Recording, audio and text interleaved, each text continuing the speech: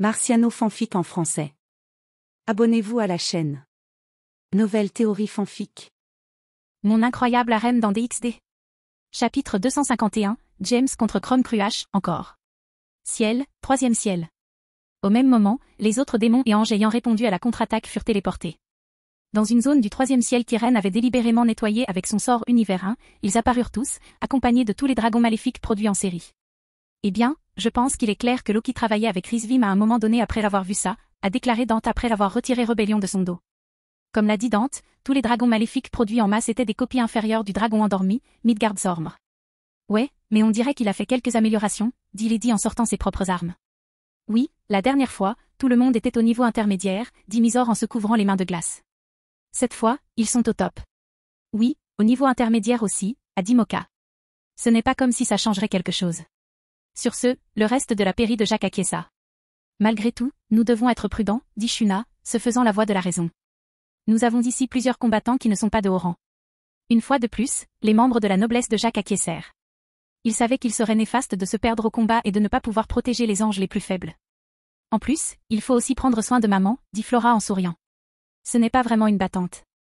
Hein, demanda Léona en souriant, apparaissant près de la Flore, tenant la tête d'un des dragons maléfiques. Tu as dit quelque chose ? En voyant le sourire radieux sur le visage de Léona, personne ne savait quoi dire. Non, rien, dit Flora avec un sourire crispé. Elle ne porte même pas d'armes, comment a-t-elle fait ça, pensa Flora en regardant la tête dans les mains de Léona. Oh, moi aussi, s'exclamation, tout excitée. Ça fait longtemps que je n'ai pas eu à tuer un dragon.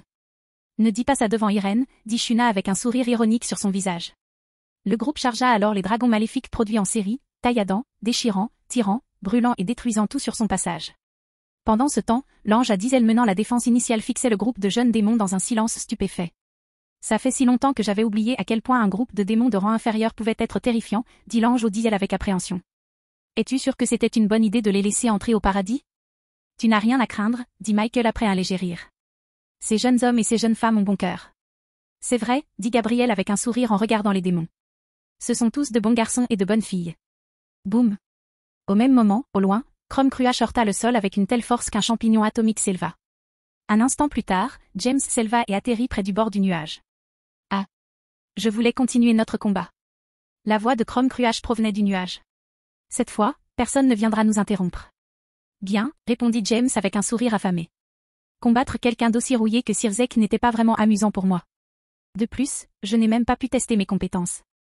Je vous assure que je veillerai à ce que vous appréciez la bataille bien plus que celle d'avant ma défaite, dit Chrome Cruach en déployant ses ailes et en dispersant le nuage de poussière. Vraiment, demanda James en penchant la tête, perplexe. La dernière fois qu'on s'est rencontrés, tu étais plus durement touché qui est ce. Chrome Cruach haussa les sourcils à ce commentaire. Même s'il n'en comprenait pas le sens, il se sentait insulté. Assez, dit solennellement Chrome Cruach. Le temps des discussions est révolu. Sur ces mots, Chrome Cruach battit des ailes et disparut. Un instant plus tard, il réapparut devant James, le poing droit pointé vers son visage. Calmement, James para le coup de Chrome Cruach de la main droite et enchaîna avec un coup de poing. Chrome Cruach utilisa sa main gauche pour bloquer le coup. James enchaîna ensuite avec un coup de pied bas dans la jambe gauche de Chrome Cruach. Burk, grogna Chrome Cruach lorsque le coup de pied toucha un nerf juste au-dessus de son genou. Face à l'hésitation de Chrome Cruach, James l'a rapidement suivi, profitant de l'ouverture momentanée. Pieds et mains en feu, James a décoché un coup de genou qui a envoyé Chrome Cruach à l'étalage. Puis, un crochet du droit a touché la tempe de Chrome Cruach. Après cela, Chrome Cruach a été propulsé dans les airs par un crochet du gauche. L'instant d'après, James apparut devant Chrome Cruach, lança un coup de poing droit et propulsa le dragon maléfique encore plus haut. Un instant plus tard, James était au-dessus de Chrome Cruach, ses deux pieds heurtant violemment sa tête. Fouet à queue de dragon infernal, s'exclama James tandis que ses talons frappaient la tête de Chrome Cruach. Populaire. Chrome Cruach fut immédiatement projeté au sol à grande vitesse. Cependant, avant de toucher le sol, il déploya ses ailes et s'immobilisa en plein vol. Il fonça alors vers James, transformant ses bras en bras de dragon recouverts d'écailles noires. Je pense que tu aurais dû avoir le temps de t'échauffer, dit Chrome Cruach avec enthousiasme. Maintenant, passons aux choses sérieuses. Alors que Chrome Cruach s'approchait, James prit une position Yedo et plaça sa main droite sur la poignée de Carnage. La griffe du dragon de l'enfer, dit James en sortant Carnage de son fourreau. Cliquetis. L'impact entre l'épée de James et les griffes de Chrome Cruach produisit un bruit si puissant qu'il fut entendu au loin. Alors que Chrome Cruach lançait son autre griffe vers James, la main gauche de James atteignit également la poignée du sixième sens. Les crocs jumeaux du dragon de l'enfer, dit James en dégainant le sixième sens avec une prise inversée. Cliquetis. Un autre bruit retentit dans le troisième ciel lorsque l'épée et la griffe se rencontrèrent. James se mit alors à tournoyer sur place, ses épées pointées vers le torse de Chrome Cruach. Croc spiralé du dragon de l'enfer, dit James en tournant sur lui-même à toute vitesse. Clang! Clang! Clang! Swish! Après plusieurs rotations complètes tout en ajustant la position de ses épées, James parvint enfin à percer les défenses de Chrome Cruach et à lui infliger une entaille au torse. Malheureusement pour Chrome Cruach, l'attaque toucha sixième sens, annulant sa régénération. Encore cette maudite épée, dit Chrome Cruach, repoussé par l'attaque de James. L'instant d'après, Chrome Cruach se lança à nouveau en avant, ses jambes prenant cette fois la forme d'un dragon. Puis, d'un coup de pied rapide, même après l'avoir bloqué, James fut projeté plus haut dans les airs. Puis, comme James l'avait fait auparavant, Chrome Cruach l'enjamba et lui abattit la jambe. Populaire. Boum. James fut projeté au sol, provoquant l'explosion d'un nuage de poussière. Cependant, au lieu d'un nuage blanc comme ceux créés par le sol, celui créé par James brillait d'un rose crépusculaire. Qu'est-ce que c'est? Demanda Chrome Cruach avec curiosité. On dirait que les choses vont devenir plus intéressantes. Juste avant que James ne s'écroule, il activa son état de super démon et tout dans un rayon de près de 10 mètres se transforma en feuille en forme de pétale de cerisier. Un instant plus tard, le nuage de feuilles s'écarta, révélant James avec une paire de cornes poussant de son front jusqu'à la base de son cou, semblable à 2 couettes supplémentaires. Sa peau couleur caramel prit un éclat métallique et ses iris se transformèrent en un rose crépusculaire. Sambonzakura Mugen no A, dit James, choisissant enfin un nom pour sa dernière version de Sambonzakura. Le corps et les épées de James se dispersèrent alors en une multitude de pétales et avancèrent vers Chrome Cruach avec le reste du nuage. Là où il se trouvait auparavant, au lieu des nuages durcis qui formaient le sol, se trouvait un cratère sphérique. Voyant James approcher, Chrome Cruach se transforma rapidement en dragon. Cependant, avant même que la transformation ne soit achevée, il fut recouvert d'innombrables feuilles semblables à des pétales. Pendant près de 10 secondes, on entendit des bruits d'épées s'entrechoquant, d'écailles craquantes et de chair tranchée. Puis, les feuilles se dispersèrent et Chrome Cruach apparut. Son corps était couvert de blessures sanglantes, d'écailles abîmées ou manquantes, et un large sourire ornait son visage draconique. D'un autre côté, James semblait émerger du grand nuage de feuilles pétales, bien qu'en réalité il ait simplement reconstitué son corps. Bon sens, pensa James après avoir observé l'état actuel de Chrome Cruach. J'ai fait tout ça sans même utiliser ma magie de chasseur de dragons. Bon sang, je n'ai même pas mis de puissance démoniaque supplémentaire dans Carnage et sixième sens. Avant qu'il puisse réfléchir davantage, James remarqua Chrome Cruach s'approcher à nouveau. Il reprit alors la posture d'Iedo. Cependant, aucune de ses épées n'était à sa hanche à ce moment-là. Au lieu de cela, il recula un peu et plongea sa main dans le nuage de pétales derrière lui. Cependant, au lieu d'attaquer au corps à corps comme auparavant, Chrome Cruach ouvrit grand la bouche et cracha un torrent de flammes dorées et noires. Les yeux grands ouverts, James saisit le nuage de pétales. Puis, il balança son bras en avant. Ce faisant, le nuage tout entier s'élança vers l'avant et tenta de bloquer l'attaque respiratoire. Ça ne marchera pas, partenaire, dit Dreg alors que James injectait son énergie démoniaque dans les feuilles de pétales, et les flammes de Chrome Cruach les repoussaient. Je sais, murmura James en continuant d'injecter de l'énergie démoniaque dans son attaque. Et si je le faisais? Art secret du tueur de dragons, attaque de la fleur infernale. À la fin de son exécution, James lança un torrent de flammes de tueur de dragons qui engloutit une partie du nuage de feuilles pétales. Lentement, les flammes se répandirent sur les autres épées et commencèrent à égaler les flammes noires et dorées. Puis, le corps de James commença à se décomposer en pétales. Auparavant, il n'était qu'un petit nuage de pétales. Puis, il fusionna rapidement avec le grand nuage de feuilles, et James attira un autre petit nuage de feuilles. Puis, injectant une grande quantité d'énergie démoniaque dans les nouvelles épées, James vola droit vers les flammes noires et dorées, fendant le flux de flammes et se couvrant de ses propres flammes pour se protéger de la chaleur. Rugir. Au bout de quelques instants, Chrome Cruach émit un rugissement qui résonna dans tout le troisième ciel. Puis, un nuage rose crépusculaire passa devant lui, suivi d'une ligne qui courait de son menton jusqu'au bout de sa queue. Un instant plus tard, de grandes quantités de sang commencèrent à couler de cette ligne et à tomber au sol. Peu après, les flammes exhalées par Chrome Cruach commencèrent à s'estomper. Bien joué, mon garçon, dit Chrome Cruach dès que ces flammes furent complètement éteintes. Alors que leurs flammes s'éteignaient, le nuage de feuilles semblables à des pétales qui les combattaient engloutit Chrome Cruach. Un instant plus tard, ses ailes se brisèrent et il commença à tomber du ciel. Boum! Lorsque Chrome Cruach toucha le sol, le petit nuage de feuilles pétales en lequel James s'était transformé, flottant depuis quelques instants derrière le dragon du croissant, reconstitua le corps de James. Dans sa main se trouvait Carnage, dont la pointe brillait intensément. Eh bien, c'était vraiment bien plus amusant que le combat contre Sirzek, dit James en rengainant Carnage. Tes coups font aussi bien plus mal. Tu t'attendais à autre chose, demanda Drake d'un ton dédaigneux. Même s'il pouvait se qualifier de super démon, il ne pourrait jamais rivaliser avec un dragon en force physique. James pouvait même sentir Drake faire des guillemets en prononçant les mots « super devil », ce qui le fit rire involontairement. Oui, oui, oui, dit James avec dédain. Les dragons sont les plus forts. C'est quoi ce ton condescendant, s'écria Drake avec colère, faisant entendre sa voix à l'extérieur du boosted gear. Quoi qu'il en soit, nous avons des choses plus importantes à nous soucier, dit James, décidant d'ignorer la colère croissante de Drake. Que veux-tu dire par « de toute façon » demanda Drake. Il est toujours en vie, dit James en pointant Chrome Cruache du doigt. Alors, que comptes-tu faire de lui demanda Drake. Tu vas le tuer? Seulement si tu rejettes mon offre, dit James avec un sourire. Après cela, James commença à descendre au sol près de la tête de Chrome Cruache. Tu t'es bien amusé demanda James en souriant. En effet, dit faiblement Chrome Cruache. C'était une belle bataille. Je suis ravi de l'entendre, répondit James. Alors j'ai une proposition à te faire. Chrome Cruache ne répondit pas, mais James pouvait dire qu'il écoutait. Tu as actuellement 2 options, dit James en levant 2 doigts. La première est de mourir, ici et maintenant. James marqua une pause pour créer un effet dramatique. Puis, voyant que Chrome Cruache s'impatientait, il poursuivit. Ou tu peux devenir mon familier, dit James, sentant l'intention meurtrière de Chrome Cruache le submerger à la simple mention de devenir un familier. Calme-toi, mon grand.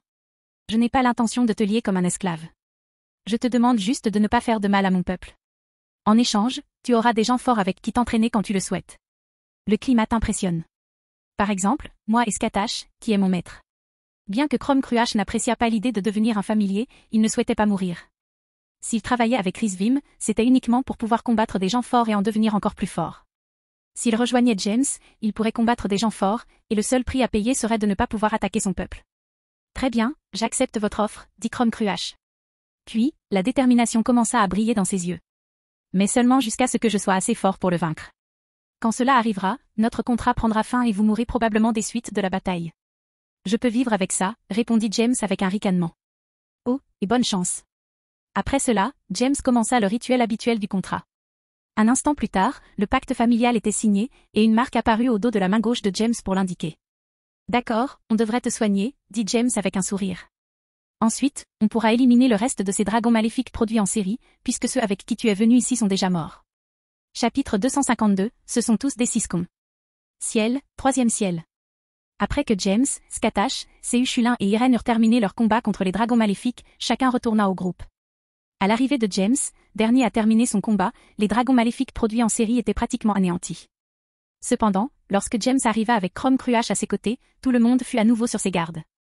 James, que fais-tu ici demanda Michael en fronçant les sourcils. Oh, tu veux dire Chrome demanda James avec un sourire. Après que je lui ai botté le cul, il a accepté de devenir mon familier. Ça te dit quelque chose répéta Michael, surpris. Non seulement Michel, mais aussi Gabriel et les autres anges furent émerveillés. Le groupe avec lequel Jacques arriva, en revanche, ne fut pas aussi surpris. Maintenant que tu le dis, pourquoi aucun d'entre nous n'a de famille demanda Séuchulin. C'est évidemment parce que notre roi a oublié, répondit Dante. Oui, bien sûr, admit James rapidement. Réfléchis Y. Il se passe des choses toutes les 2 semaines. Quand aurions-nous le temps d'aller à la forêt familiale?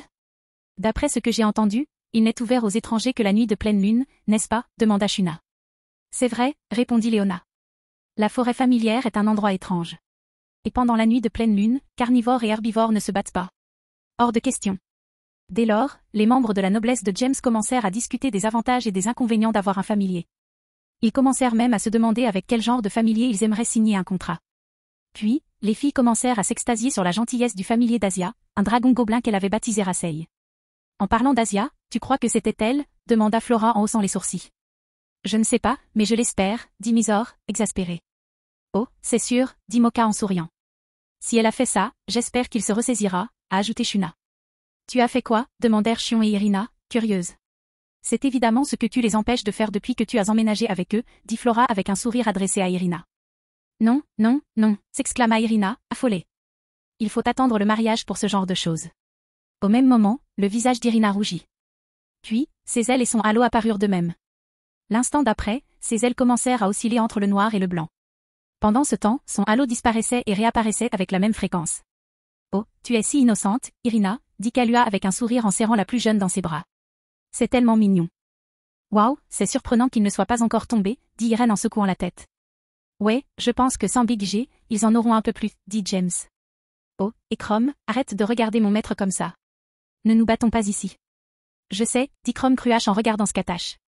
Au même moment, Fenrir grogna d'un ton menaçant. Oh, et quand on sera à la maison, je te conseille de ne pas causer de problème, dit James d'un ton désinvolte. Ophi vit là-bas et devient nerveux si les choses dégénèrent, tu comprends? Attends une minute, tu vis avec Ophi, demanda Chrome Cruach, les yeux écarquillés. Ophi, le dragon Ouroboros? Oui, c'est vrai. James hocha la tête. Elle est très calme. Tant que tu n'essaies pas de lui voler sa nourriture, bien sûr. Dans ce cas, la situation pourrait dégénérer très vite.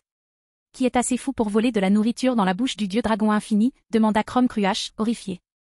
Alors, tous les démons se tournèrent vers Léona, qui discutait avec animation avec Gabriel. Sentant leur regard, elle se tourna vers eux et regarda les membres de la noblesse de James. Quoi? Demanda Léona en souriant. Je sais que je suis belle, mais te fixer du regard n'est pas très poli. Qui est cette femme, entrepreneur? Demanda Chrome Cruach, surpris. Cette femme, soupira ma mère, dit James. Mes plus sincères condoléances, a déclaré Chrome Cruach avec sincérité. Qu'est-ce que tu veux dire par là? Demanda Léona d'un air menaçant. J'ai un peu pitié de mon entrepreneur, dit calmement Chrome Cruach. Être né d'un père assez téméraire pour voler la nourriture du dragon Ouroboros a dû lui conférer une vie difficile. Maintenant, je comprends comment il a pu être si puissant à un si jeune âge. En entendant cela, Léona resta sans voix. Pendant ce temps, les autres s'efforçaient de réprimer leur rire. Quoi? Pourquoi? Comment ai-je pu? Cracha Léona, cherchant ses mots pour répondre. Malheureusement pour elle, elle savait que voler la nourriture d'Ophi était imprudent. Même si ce n'était plus qu'un jeu pour les habitants du domaine d'Alavru, Léona faillit mettre Ophi en colère la première fois qu'elle prit de la nourriture dans l'assiette du dragon Loli. De plus, elle ne percevait aucune malveillance dans les paroles de Chrome Cruach. De ce fait, Léona savait que Chrome Cruach louait sincèrement James pour sa force. Même si ses motivations étaient mal avisées. Maman, il vaut mieux laisser tomber cette fois, dit James après s'être approché de sa mère et lui avoir tapoté l'épaule. Soupir. Je sais, dit Léona, les épaules affaissées. Peu importe ce que je dis, il n'y a aucun moyen de l'expliquer. Pendant que les démons et le dragon parlaient, les anges les regardaient comme s'ils venaient d'un autre monde.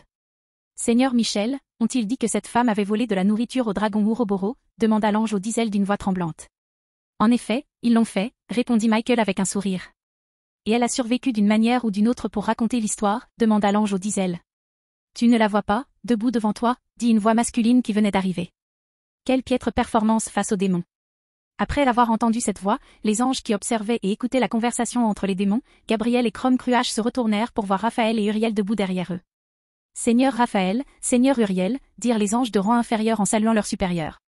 Hochant la tête en réponse, Raphaël et Uriel tournèrent leur attention vers Michael. Frère, que s'est-il passé ici? Demanda Raphaël. Nous avons perdu notre connexion avec le premier et le troisième ciel pendant un temps. Le fils de Lucifer a envoyé ses dragons maléfiques à travers la chambre qui relie le purgatoire, répondit Michael.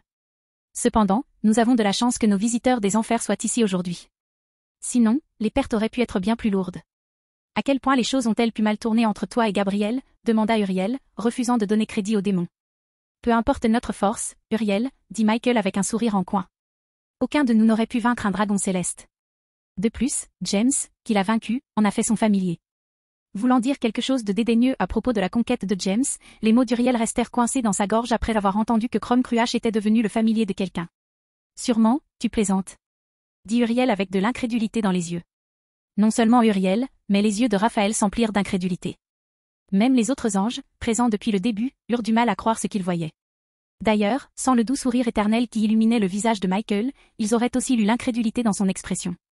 Si tu as du mal à y croire, dit Michael en désignant le groupe de démons, Gabriel, Irina et Chrome Cruach. Pourquoi n'irions-nous pas leur parler? Je suis sûr que ça dissipera tous tes doutes. Acquiesçant d'un signe de tête, Michael, Raphaël et Uriel guidèrent les autres anges vers James et son groupe. Puis, lorsqu'ils furent suffisamment proches, Michael reprit la parole. Gabriel, viens m'aider à présenter nos frères à nos invités, dit Michael avec un sourire. Après avoir entendu la voix de Michel, Gabriel regarda le groupe d'anges. Puis, voyant ses frères et sœurs, il sourit et marcha vers eux. Raphaël, Uriel, venez saluer mon amie Léona, dit Gabriel avec un sourire éclatant. Vous devriez aussi rencontrer James. Son sans bon Zakura est très beau. En entendant cela, Raphaël et Uriel ne purent s'empêcher d'esquisser un sourire ironique. Cependant, Uriel fronça les sourcils peu après. L'idée que sa sœur est un ami démon était, pour le moins, désagréable. Étant donné sa méfiance envers les démons, c'était parfaitement logique. Voyant le froncement de sourcils d'Uriel, Michael baissa la voix et lui parla une fois de plus. Uriel, essaie au moins de leur parler ouvertement, dit Michael. Même si tu ne leur fais pas confiance, ces démons nous ont aidés à défendre le paradis contre les attaques de nombreux dragons maléfiques. Soupir. On verra bien, dit Uriel avec un soupir exaspéré. Pendant ce temps, James, Léona, Scatash, Irene et Chrome Cruach observaient l'interaction entre les 4 grands séraphins tandis que le reste des démons continuait de parler et de s'amuser. Il semble que cet homme ne nous aime pas beaucoup, dit Irène avec un léger froncement de sourcils. Je comprends qu'il ne m'ait pas accueilli, dit Chrome Cruach d'un ton confus. Mais pourquoi se montrerait-il si hostile envers toi, qui a défendu son pays et son peuple? Parce qu'il est, et a toujours été, un imbécile mesquin, répondit Scatache d'un ton neutre. Même pendant la Grande Guerre, il considérait tout le monde, sauf les anges et les humains, comme des ennemis. Et il ne considérait les humains que comme inférieurs à lui. Pour être honnête, la plupart des êtres surnaturels considèrent les humains comme inférieurs à eux, a déclaré Thiago. Mais à part ça, il a l'air d'un idiot. Devrais-je le raisonner? Ça ne fera qu'empirer les choses, dit Léona, comme la voix de la raison. Jusqu'à ce qu'elle poursuive. J'ai essayé avec des racistes quand j'étais humaine. Ça n'a pas vraiment marché. James, Scatache et Irène décidèrent que Léona n'avait pas dit cette dernière partie et poursuivirent la conversation comme si c'était vrai. Chrome Cruach, quant à lui, ne comprenait pas le concept de racisme, car il ne s'intéressait pas beaucoup aux humains en général. Bref, soyons gentils, dit Léona. Au moins pour le bien de Gabi. Ouais, l'idée de la rendre triste me met mal à l'aise, dit James en hochant la tête. Scatache, Irène et Chrome Cruach, bien que réticents à attrister Gabriel, acceptèrent de rester cordiaux. Du moins tant que le ciel restera ainsi. Léona, laisse-moi te présenter mes autres frères, dit Gabriel en tirant par la main Raphaël, qui souriait ironiquement, et Uriel, qui fronçait les sourcils à l'idée de parler au démon. Puis, lorsqu'il fut assez près, il fit un geste vers la gauche et reprit, voici Raphaël. Enchanté de vous rencontrer, dit poliment Raphaël. Je suis ravi de vous rencontrer aussi, répondit Léona en lui tendant la main pour la serrer. Acceptant la poignée de main, Raphaël serra brièvement la main de Léona avant de la lâcher. Après cette brève poignée de main, Gabriel désigna sa droite. Et voici Uriel, dit Gabriel avec un sourire. Au lieu de saluer, Uriel laissa simplement échapper un grognement désintéressé avant de tourner la tête comme si regarder les démons était plus de gentillesse qu'il ne le méritait. Oh, waouh, dit James d'un ton dramatique. Dire qu'un des 4 grands séraphins agirait ainsi. Détruire l'un des sauveurs de son royaume parce qu'il a des préjugés contre un groupe de démons innocents. Gabriel, il semblerait préférable que nous partions, pour ne pas causer d'ennui à toi et à tes frères. Vers la fin, James changea de ton, passant de condescendant à triste et profondément blessé. Puis, il fit de son mieux pour faire les yeux doux à Gabriel. En entendant le ton de James et l'expression de son visage, Gabriel se sentit triste à son tour. James, Léona et les membres de sa noblesse furent invités au paradis par elle, l'aidèrent à le défendre, puis se virent clairement refuser l'accueil de leur frère. Oui, Gabi. James a raison. Léona nous rejoignit, d'un ton triste. On ne veut pas te causer de problème, ni à toi ni à ta famille. Alors rentrons. En voyant l'expression triste de Léona, Gabriel sentit son cœur se briser. Puis il regarda Uriel avec des yeux tristes et fronça les sourcils, des larmes menaçant de couler de ses beaux yeux verts. Pendant ce temps, Uriel était déterminé à ne pas regarder Gabriel après avoir entendu ce que James et Léona avaient dit. Il connaissait son expression. De plus, il savait que s'il voyait son regard triste, sa conviction s'effondrerait en moins d'un instant. Tandis que Gabriel fixait Uriel, James et Léona échangèrent un regard. Ce faisant, ils se transmirent une quantité obscène d'informations. Puis, ils échangèrent un sourire en coin. Tout va bien, Gabi, dit Léona en s'approchant de Gabriel. Puis elle le serra dans ses bras, l'air à nouveau triste. C'était bon de te revoir. J'espère qu'on pourra se revoir tôt ou tard. Non, pensa Gabriel. Je ne suis pas prête à les voir partir. Mon ami est enfin venu me rendre visite. Oui, c'était vraiment bon de te revoir, dit James. Comme je n'ai pas pu te faire de spectacle, la prochaine fois qu'on se voit, je ferai un grand spectacle avec 100 bons Acura. Non, je ne veux pas qu'il parte, pensa Gabriel. Rendant l'étreinte de Léona, Gabriel se mit enfin à pleurer. Puis il regarda Uriel et reprit la parole. Je ne te parlerai plus, frère Uriel, dit Gabriel d'un ton désolé, mais empreint d'une grande conviction. Pas avant que tu ne t'excuses d'avoir été impoli envers mes amis. En entendant que Gabriel ne lui parlait plus, Uriel commença à paniquer. Pendant ce temps, Michael et Raphaël le regardaient avec pitié. Ils savaient à quel point leur sœur pouvait être têtue sur ce genre de choses. Ils n'avaient donc aucun doute sur son sérieux. Attends, Gabriel, nous pouvons en discuter, dit Uriel en se tournant vers Gabriel à la vitesse de l'éclair. Gabriel, cependant, détourna simplement la tête et refusa de regarder Uriel. Oui, confirmé, pensa James en observant la situation évoluer. Encore un ciscon. Tout ce que j'ai à faire, c'est de m'excuser, n'est-ce pas, dit Uriel, l'air d'être sur le point d'entrer sur un champ de bataille. D'accord. Je suis désolé. Je suis désolé. Waouh, il a vraiment du mal avec ça, pensèrent tous les démons et Chrome Cruach en regardant. Mes excuses, cria Uriel à plein poumon après plusieurs faux départs. Voilà. Maintenant, laissez-les partir. Nous aussi, nous devons rentrer. Ce n'était pas sincère du tout, dit Gabriel en faisant la moue. Pourquoi t'excuser d'avoir été impoli et les renvoyer chez eux? En entendant cela, Uriel fut horrifié. Il savait qu'il était impossible de s'excuser sincèrement. De plus, cela signifierait permettre aux démons de rester au paradis, ce à quoi il était fermement opposé. Alors, pendant les heures qui suivirent, Gabriel et Uriel firent les 100 pas, tandis que les larmes de Gabriel coulaient à flots. Finalement, Michael et Raphaël durent intervenir, car voir Gabriel pleurer était trop dur pour eux aussi. Oui, ils sont tous frères, pensa Jacques tandis que les séraphins se disputaient à leur sujet. Chapitre 253, Rébellion au château de Baël.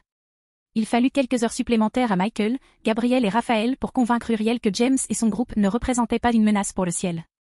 En fait, après cette longue discussion, Uriel souhaitait que Scatache participe à l'entraînement des forces militaires du ciel. Compte tenu de cela, James et les autres décidèrent finalement qu'il était temps de rentrer. Monde humain, Japon, Kuo. En arrivant dans leur salon après s'être téléportés du paradis, James et les autres trouvèrent une maison vide. Après quelques appels, James apprit par Sona que tous les résidents, y compris les vampires, à l'exception de Janké et Uzuki, qui s'entraînaient dans les montagnes depuis l'absence de Scatache toute la journée, se trouvaient aux enfers. Alors pourquoi tout le monde est parti ? Demanda Léona en s'asseyant à sa place préférée. D'après ce que j'ai compris, le père de Serahorg a fomenté un coup d'état, répondit James en s'asseyant sur le canapé. Il était contrarié que le vieux Vekram le remplace à la tête du clan Baël par Serahorg. Oh, ça doit faire mal, dit Léona en souriant. Il a toujours méprisé Serahorg. Depuis qu'on a découvert que Serahorg ne pouvait pas utiliser le pouvoir de destruction. Oui, il a toujours pensé qu'il était l'élu, répondit James en haussant les épaules. Sans les coutumes archaïques de la suprématie masculine, il ne serait jamais devenu chef de clan. Oui, d'après mes souvenirs, tante Venlana était bien plus talentueuse et puissante que son jeune frère. Misor dit qu'ayant passé quelques années dans les enfers quand elle était plus jeune, elle en avait beaucoup appris sur la situation dans les maisons du pilier. Enfin, ils n'ont pas l'air d'avoir de problème, répondit James en haussant les épaules. Et s'ils ont besoin de notre aide, il suffit de nous appeler.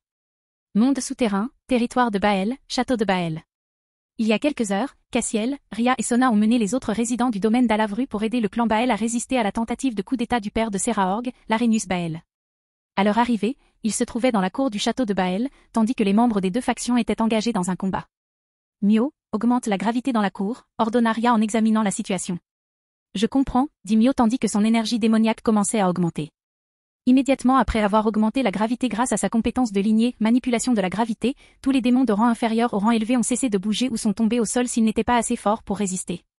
Au final, le nombre d'ennemis et d'alliés a été considérablement réduit. Assure-toi de ne pas les tuer, dit Sona. On ne sait pas vraiment qui est de notre côté. Je ferai attention, dit Mio en se concentrant. En fait, je suis surprise que tu sois là, oncle Cassiel, dit Akeno en commençant à charger éclair sacré du bout des doigts. Eh bien, je ne suis pas très heureux de recevoir des ordres de Sirzek en ce moment, dit Cassiel en matérialisant une épée bâtarde dans sa main. Je reste votre évêque. Et pendant que tout le monde écoutait le sort de Kuisha, Sirzek m'a demandé de l'aide. Je vois, dit Akeno en lançant un éclair sacré sur un démon de haut rang qui attaquait le groupe. À leur arrivée, les trois nobles ne savaient pas qui attaquer, la plupart des soldats des deux camps portant la même armure. Cependant, dès que Mio eut ajusté la gravité, tous les regards se tournèrent vers eux. Certains semblèrent soulagés, tandis que d'autres les regardaient avec hostilité. Akeno, je pense qu'on devrait laisser les membres les plus haut gradés mener la plupart des combats, dit Sona après avoir vu la démonstration d'Akeno. Reya, tu peux marquer les ennemis. Ça ira, dit Reya. Après cela, Reya lança un cercle magique qui enveloppa toute la cour. Lorsqu'il disparut, tous ceux qui manifestèrent de l'hostilité furent enveloppés d'une aura rouge. Bon, j'ai fini, dit Reya en essuyant un peu de sueur sur son front. Les tags ne sont pas si compliqués, mais vérifier tout le monde pendant ce bref instant de reconnaissance était épuisant pour moi. Tu peux faire une petite pause pour récupérer, dit Sona. Après ça, j'ai besoin que tu rejoignes le combat. Compris, répondit Reya. Après cela, tous les résidents de haut rang du domaine d'Alavru se précipitèrent dans la foule et affrontèrent les membres de la faction rebelle.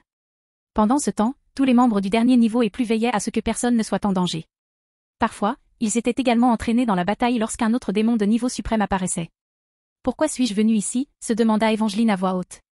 Personne n'est assez fort pour me forcer à agir. Je pourrais profiter des dernières minutes de soleil à la maison. J'espère que ton attitude changera quand Maître Scatache reviendra, dit Akua. Grogna Evangeline. Je n'ai aucune intention de me relâcher. Mais ce combat est trop bas pour moi. Le seul dans ce château qui pourrait me tenir tête, c'est ce vieil homme qui m'observe du haut des hauteurs. Après les paroles d'Evangeline, le groupe d'êtres de rang final ou supérieur leva les yeux vers le toit du château.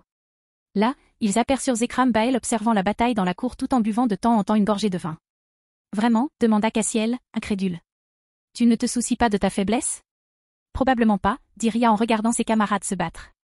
D'après sa mère, seule la force l'intéresse. Il serait probablement heureux d'éliminer les diables les plus faibles et de commander les plus forts. C'est vraiment un démon de la vieille école, dit Cassiel en secouant la tête. Au fait, où est Serahorg? Dès que Cassiel eut posé la question, un large trou s'ouvrit dans l'un des murs du château. En regardant attentivement, ils aperçurent l'Arenius Baël voler dans les airs avant de s'écraser contre le mur extérieur du château. L'impact forma un cratère dans le mur. Tu es ingrat. Dit Larénius en s'éloignant du cratère dans le mur. Ingrat, rugit Séraorg. Après ce que tu as fait subir à ma mère et à moi pendant des années, tu me traites d'ingrat? Sans écouter Séraorg, Larénius créa une boule de pouvoir de destruction dans chaque main. Puis, il lança une salve d'attaque sur Séraorg, sans se soucier des nombreux soldats qui le séparaient de son fils.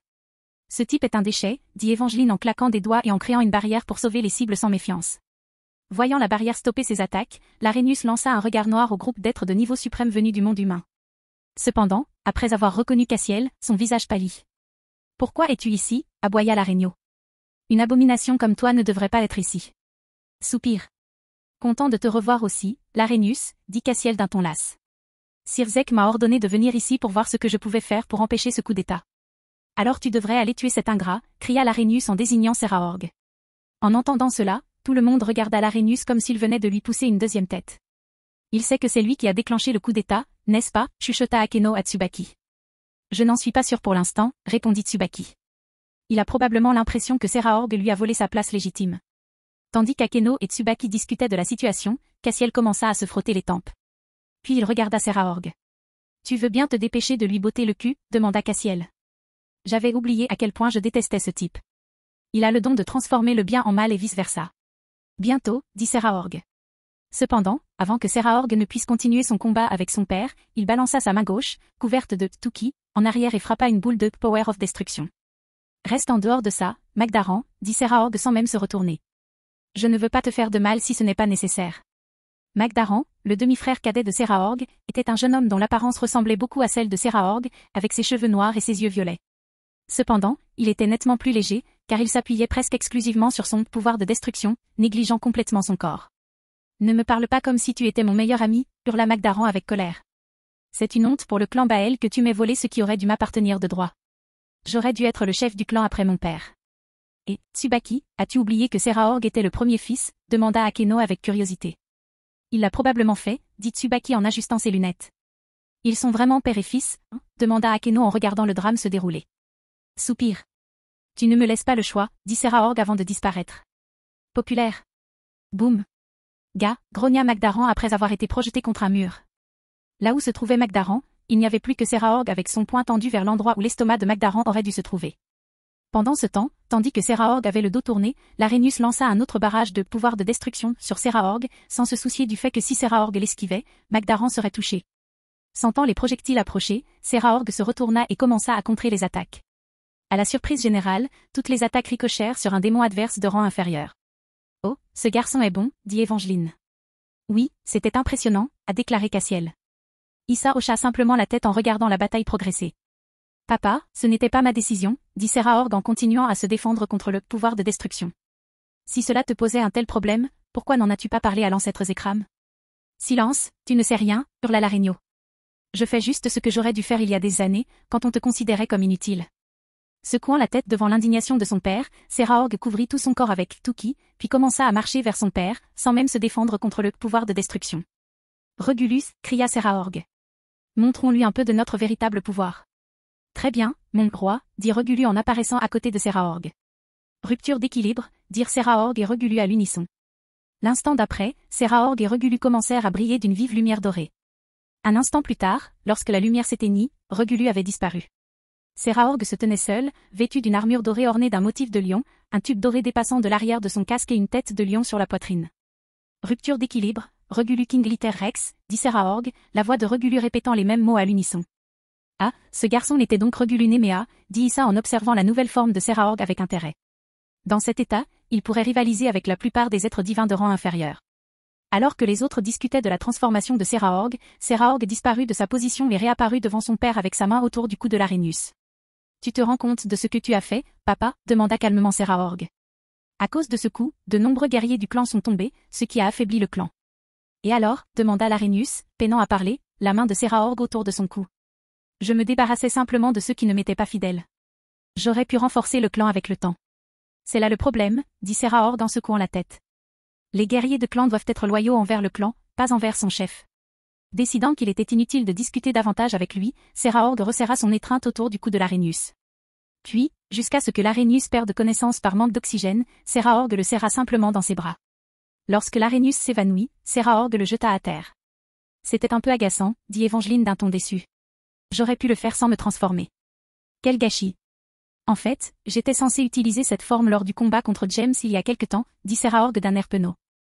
Mais je l'ai perdu trop vite pour l'utiliser, alors je l'utilise ici.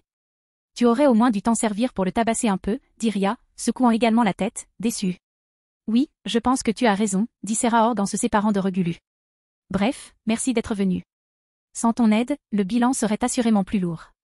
Avec la défaite de l'Arrhenius, la plupart des combats dans la cour cessèrent immédiatement. Leur chef vaincu, la poursuite de la rébellion était inutile. Mieux valait se rendre dans l'espoir d'un châtiment plus léger. Bon, puisque tout semble s'être calmé, on devrait y aller, dit Sona. James a appelé il y a quelque temps pour dire que tu étais rentré. Tout va bien, dit Serraorg avec un sourire. Dis à James que je serai bientôt là pour le défier à nouveau. Bien sûr. Dit Ria d'un ton fatigué. Tu aimes perdre, ou quoi? Après cela, tous les habitants de la ferme d'Alavru se rassemblèrent. Evangeline lança alors un cercle de téléportation, et tout le monde fut transporté dans le monde des humains. Chapitre 254, vous n'êtes pas le bienvenu dans cette maison. Monde humain, Sicile, Céphalus. Ya, s'esclaffa Risvim après avoir reçu un rapport sur ce qui se passait aux enfers et au paradis. Tous ces idiots dansent à ma façon. Je ne comprends pas pourquoi tu t'obstines à jouer à tous ces jeux. Mais au moins, j'ai 4 dragons de moins à me soucier de ça, dit Acnologia d'un ton sombre. Mais les autres dragons, surtout le dragon disparu et le dragon gallois, devront mourir aussi. C'est parce qu'attaquer le ciel et manipuler des imbéciles comme l'Arrhenius Bael, c'est tellement amusant, dit Risvim en souriant. Et si tu ajoutes à ça le fait de t'envoyer semer le chaos sur Asgard pour que je puisse voler les recherches de cette petite fille, tu obtiens une diversion parfaite. Au lieu d'être impressionné par la planification méticuleuse de Risvim, Acnologia détourna simplement le regard, ne comprenant pas pourquoi il n'écrasait pas tous ceux qui se dressaient sur son chemin. Remarquant l'attitude dédaigneuse d'Acnologia, Risvim leva les yeux au ciel avant de reprendre la parole. Puisque tu es si excité, pourquoi n'irais-tu pas dans la forêt familière et tuer Tiamat, demanda Risvim. Après tout, c'est l'un des dragons les plus puissants qui existent. C'est là qu'il se cache, grommela Acnologia. Et pourquoi ne me l'as-tu pas dit avant? Parce qu'elle ne représentait aucune menace pour mes plans, répondit Risvim d'un ton désinvolte. Sache que si ça n'affecte pas mes plans, je m'en fiche. Grogna à nouveau Acnologia. Après avoir grogné, Acnologia se leva de la table de la terrasse. Puis il retourna dans la maison. En regardant Acnologia partir, Risvim plissa les yeux. Ce lézard commence à ne plus être utile, se dit doucement Risvim. Il ne servait qu'à tenir à distance les autres dragons maléfiques. Il est peut-être temps qu'ils disparaissent. Alors que le dernier mot de Risvim tombait, un grand sourire maniaque apparut sur son visage. Eh bien, cela peut attendre que je déchiffre les recherches de cette petite Valkyrie sur le sceau de Trihexa, dit Risvim avec un sourire heureux sur son visage. Enfer, territoire de Satan, capitale, Lilith. Peu de temps après que la rébellion sur le territoire de Bael ait été réprimée, les 4 grands Satans étaient assis dans leur salle de réunion habituelle, discutant des événements de la journée. Alors, l'Arrhenius Bael a été emprisonné dans le donjon du château de Bael, demanda Ajuka. Oui, répondit Sirzek. Apparemment, l'idée de tuer ton père n'a pas plu à Serraorg. Pourtant, d'après ce que j'ai entendu, Zekram était tout à fait favorable à sa mort. Eh bien, il fait partie de l'ancienne génération de démons, dit Sorafal. Ils disent toujours, tue d'abord, pose les questions après. Et ce genre de choses. C'est vrai, dit Sirzek. Et je comprends que vous considériez l'Arrhenius comme un handicap après le coup qu'il a joué. Eh bien, on ne peut pas vraiment s'en mêler, dit Falbio. Bâillement. Les Satans n'ont pas le droit de se mêler de la politique des clans. Je le sais, dit Sirzek d'un ton fatigué. Sinon, les fiançailles entre Riatan et Rizé n'auraient jamais eu lieu. Sirzek-chan, tu es un idiot, dit Sorafal en riant. Tu es vraiment la dernière personne qui a le droit de dire ça, pensèrent simultanément les 3 autres Satans. Nous avons également reçu un rapport de James, dit Ajuka après avoir reçu un autre rapport. Apparemment, lors de leur visite au paradis, ils ont été attaqués par une horde de dragons maléfiques produits en série. Encore ce garçon, murmura doucement Sirzek. Puis, d'une voix plus aiguë, il demanda, comment es-tu arrivé au paradis? D'après Michael, ils sont entrés par le purgatoire, a déclaré Ajuka. Et ce fait pose problème en soi. Qu'est-ce qui ne va pas? Demanda Sorafal en inclinant gentiment la tête. En dehors du paradis, le seul endroit où ils auraient pu entrer au purgatoire est le royaume des morts, dit solennellement Ajuka. En d'autres termes, Hadès, dit Falbio. Oui, répondit Ajuka. La seule personne qui aurait pu les laisser entrer au purgatoire était Hadès. Nous devons contacter Asgard, dit Sirzek d'un ton sévère. Nous devons savoir comment Loki a réussi à s'échapper. Pour endurer, dit Sorafal, coupant court à la conversation. Il est dit ici qu'il n'y avait pas que ces dragons maléfiques produits en masse au paradis. Entendant l'interruption de Sorafal, Sirzek et Falbium prirent un exemplaire du rapport que lisait Sorafal, auquel Ajuka faisait référence. Après l'avoir lu rapidement, Sirzek frappa du poing la table de conférence. C'est Rizvim, dit Sirzek, frustré. Pourquoi doit-il fourrer son nez partout? Pourquoi as-tu l'air si surpris? Demanda Falbium d'un ton las. Ce n'est pas comme s'il faisait autre chose que ce qu'il fait depuis des siècles. Il fait souffrir et affliger les autres. Et s'il parvient à faire souffrir ceux qui l'affectent, il sera encore plus heureux. Je sais. Grommela Sirzek. Oh, on dirait que Jekun s'est rencontré alors qu'il était dans le ciel, s'exclama Sorafal, s'exclamant une fois de plus à la nouvelle. Une fois de plus, Sirzek et Falbium analysèrent le rapport. Sirzek le fit à contre-cœur. Puis, ils virent que Crom-Cruach, Azida-Aka, Apophi et Ladon menaient l'attaque. Voyant qu'Azida-Aka, Apophi et Ladon avaient été tués par des membres de la noblesse de Jacques, ils furent surpris, mais pas à ce point. Cependant, lorsqu'ils apprirent que Jacques avait fait de Crom-Cruach son familier, ils furent complètement abasourdis. Il a vaincu le dragon du haut cercle, demanda Sirzek d'un ton surpris. C'est impossible. Est-ce vraiment si surprenant? Demanda Ajuka. Les dragons ne respectent que la force. Pourquoi penses-tu que Tiama a accepté ma proposition de protéger les habitants de la forêt familière? Si je n'avais pas pu la vaincre, elle n'aurait pas accédé à ma requête. Si tu lui avais jeté suffisamment de trésors, elle l'aurait fait, dit Sirzek en secouant la tête. Personne dans tous les royaumes ne possède autant de trésors, déclara Ajuka sans détour. Il voulait s'emparer de la moitié du trésor de la maison Astaroth. Ensuite, il exigeait un tribut annuel équivalent à un quart du trésor. Waouh, quel dragon gourmand, s'exclama Sorafal, les yeux écarquillés. Heureusement que je ne lui ai jamais demandé d'être invité à mon prochain spectacle. Après cette déclaration, Sorafal a commencé à marmonner pour elle-même les détails de sa prochaine production. Sora, concentre-toi, dit Sirzek. Le fait qu'une attaque au paradis et une rébellion dans l'une des maisons les plus importantes des enfers aient eu lieu le même jour ne peut être une coïncidence. Suggérez-vous que Rizvim est responsable des deux incidents? Demanda Ajuka en fronçant légèrement les sourcils. Même s'il aime semer le trouble, il doit bien avoir une autre raison de faire une chose pareille. Je ne sais pas ce qu'il prépare, dit Sirzek, les poings serrés. Mais si je le connais aussi bien que je le crois, je suis sûr qu'il prépare quelque chose. Après cela, les 4 grands satans commencèrent à formuler des hypothèses sur les agissements de Rizvim.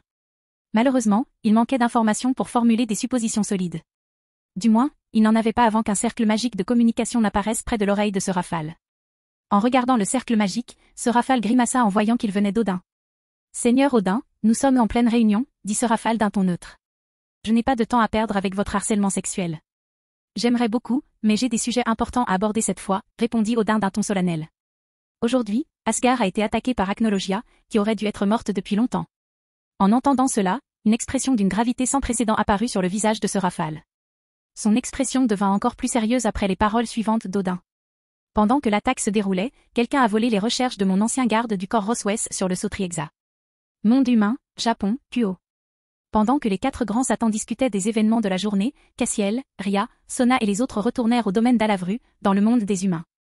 À leur retour, ils trouvèrent James, Léona et Janké en train de jouer à des jeux vidéo, tandis que les autres vaquaient à leurs occupations à la maison. Bienvenue à tous, dit James, les yeux rivés sur la télévision. La rébellion est-elle terminée? Oui, dit Evangeline, assise sur le canapé à côté de James. C'était très ennuyeux. Il n'y avait que des faibles parmi les forces ennemies.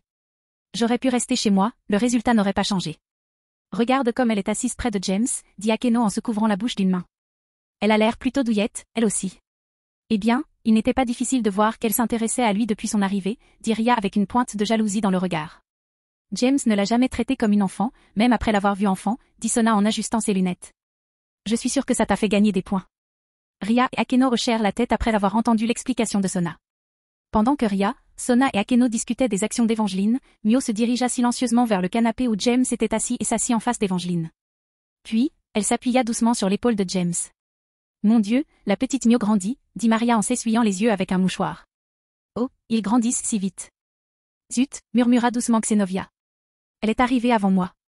Roswes avait une expression similaire à celle de Xenovia après avoir vu le coup décisif de Mio. Au même moment, Ria, Sona et Akeno remarquèrent également que Mio avait bondi vers eux. Puis, tous les 3, Koneko et Ravel, commencèrent à fixer les genoux de James. Cependant, alors qu'il tenait une manette et riait de la raclée qu'il infligeait à sa mère dans Street Fighter, ils comprirent rapidement qu'ils avaient perdu leur chance de se faire un skinship. À ce moment-là, Skatash sortit de la salle d'entraînement, suivi de Crom-Cruach. À la vue du dragon maléfique, tous les nouveaux venus furent sur le qui-vive. Que fait-il ici? Demanda Cassiel, son épée bâtarde à la main. En entendant cela, Crom-Cruach regarda Cassiel, suivi d'Issa. Puis il détourna rapidement le regard. Très faible, dit Crom-Cruach sans ménagement.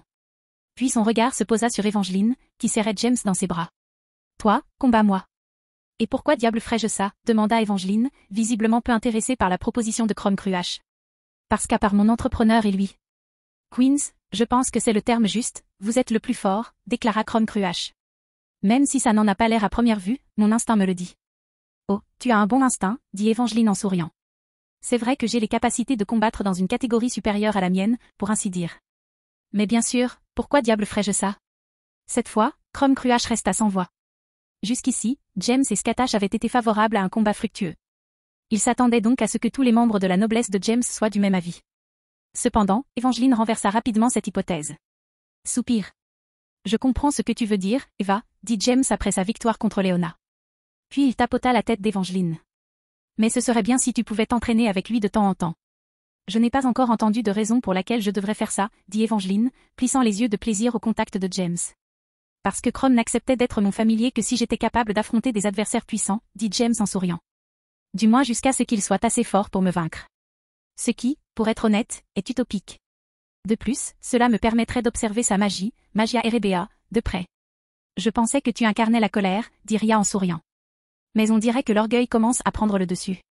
James ne put que secouer la tête à cela. Non, ce n'est pas de la fierté, c'est de la confiance, répondit James. Autant Chrome s'entraîne, autant j'ai l'intention de m'entraîner, voire plus. En entendant cela, tous les participants, sauf Chrome Cruach, hochèrent la tête.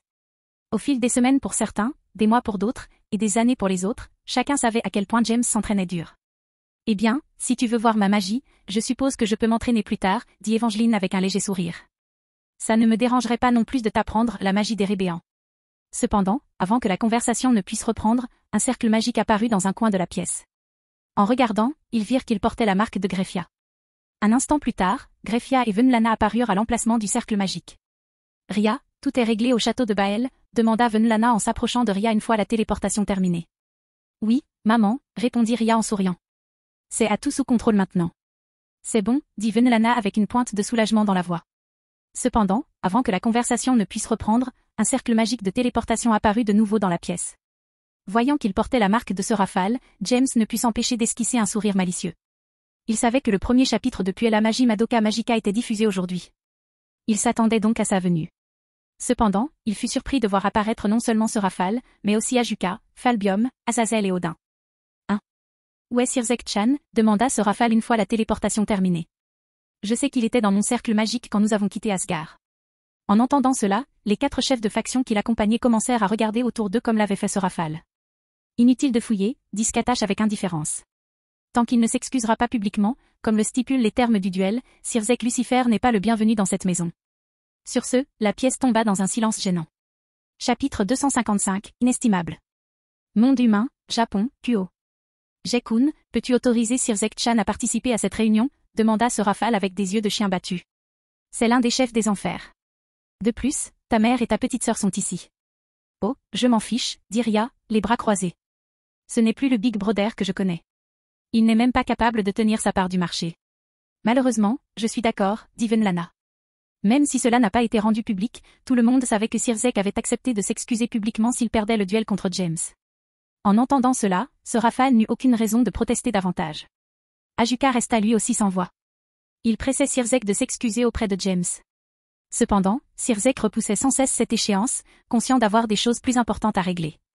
Eh bien, si vous ne le laissez pas entrer, pouvez-vous au moins nous dire où il a été envoyé demanda Falbium, de son ton fatigué habituel. Ils auraient dû l'arrêter devant la barrière, répondit Scatash. S'il n'a pas encore bougé, il devrait être dans la rue, juste devant la porte principale. Sur ce rafale, Ajuka, Falbium et Azazel se dirigèrent vers l'une des fenêtres donnant sur la rue. Et effectivement, ce qu'ils virent, c'était Sirzek, debout, l'air frustré.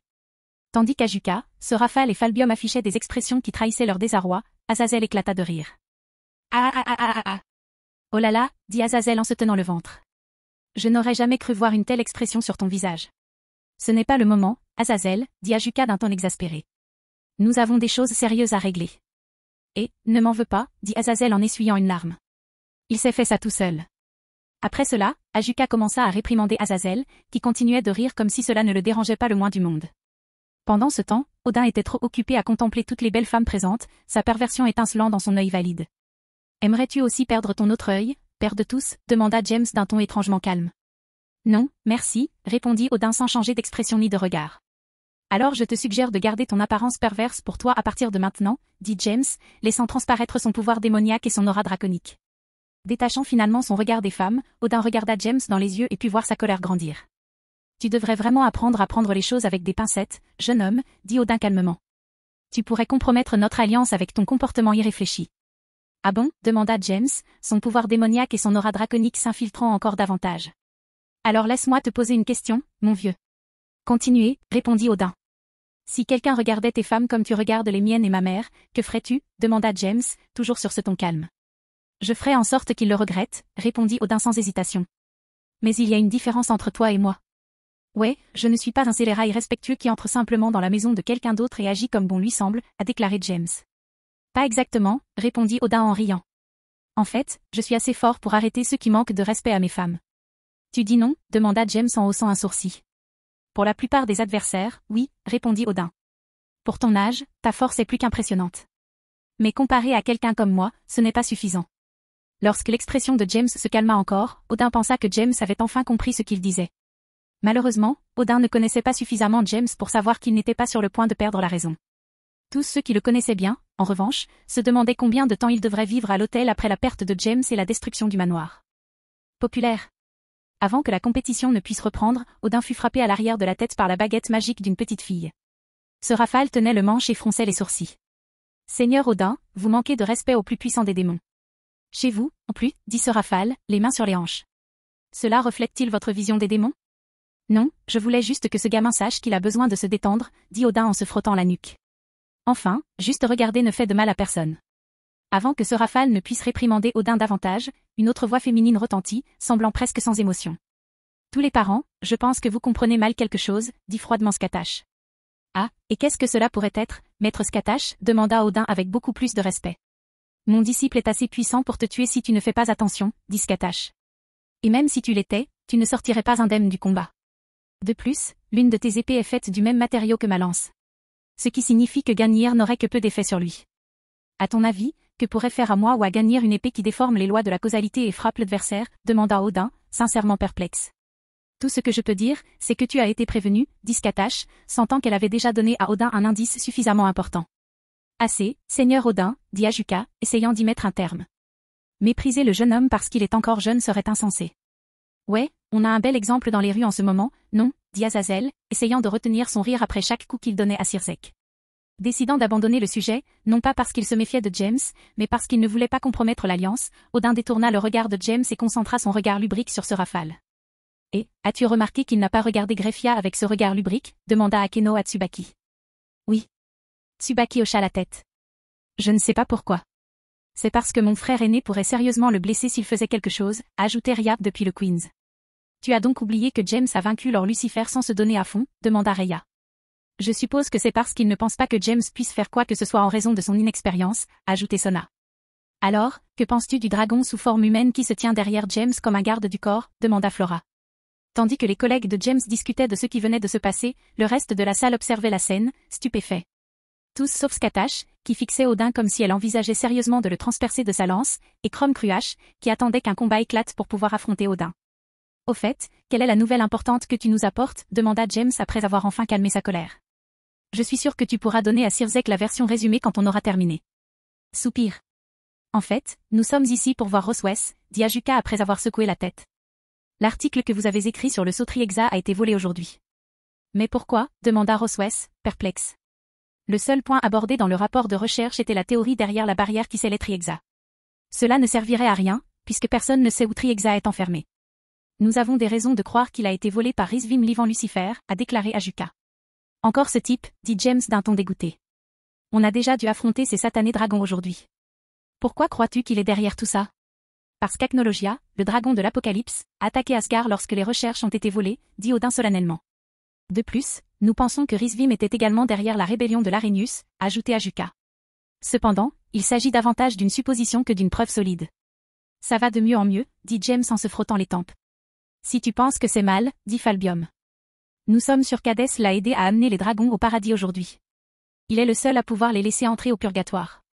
Et ça me donne 3 raisons de lui enfoncer mon pied dans le cul, grommela James.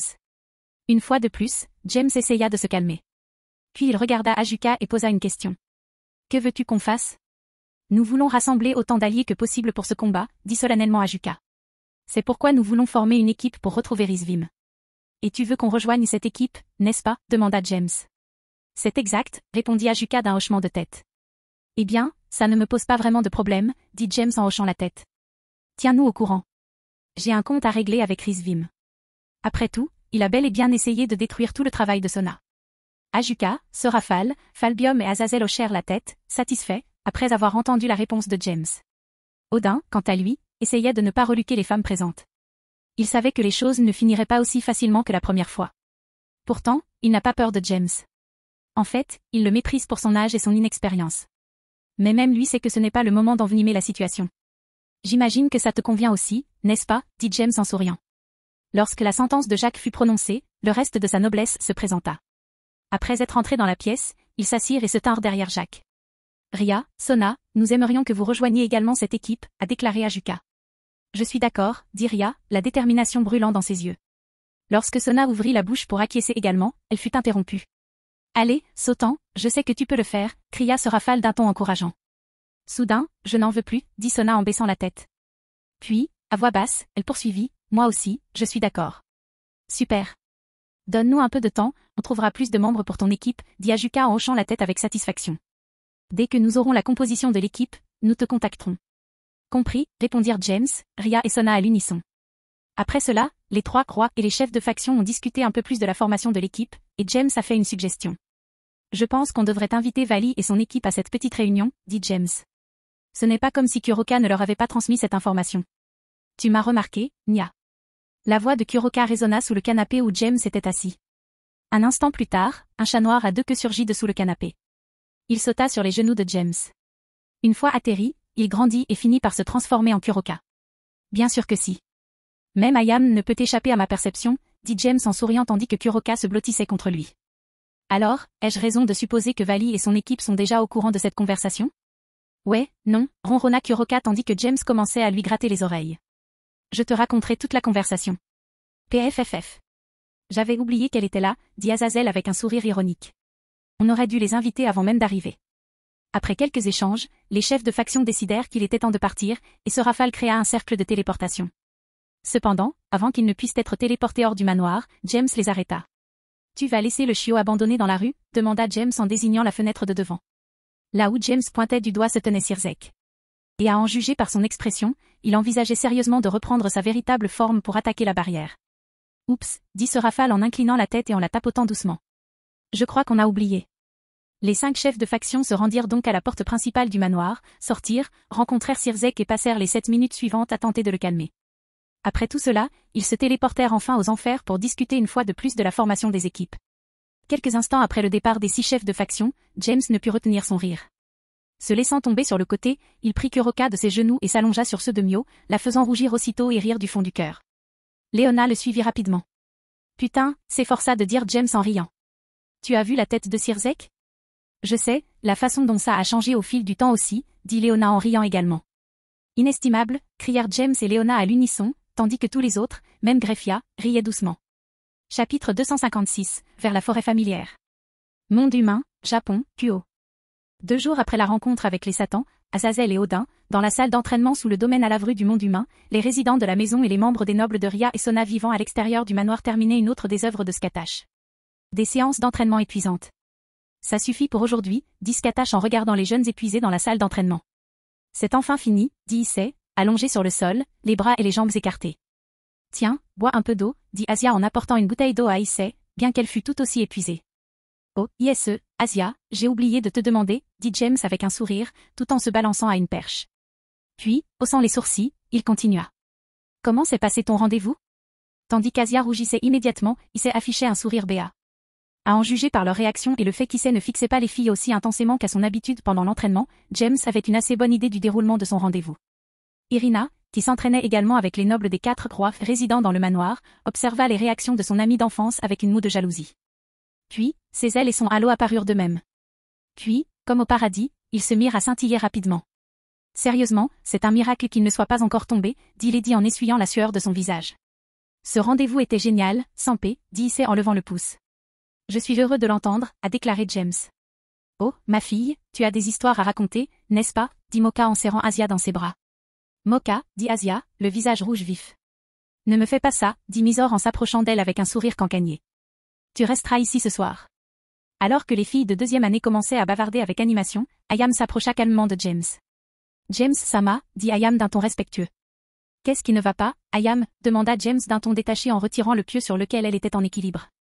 Si je peux me permettre une suggestion, dit Ayam en s'inclinant légèrement. Demain soir, c'est la pleine lune. Il est peut-être temps d'aller faire un tour dans la forêt familière. Fredonna James en se caressant le menton.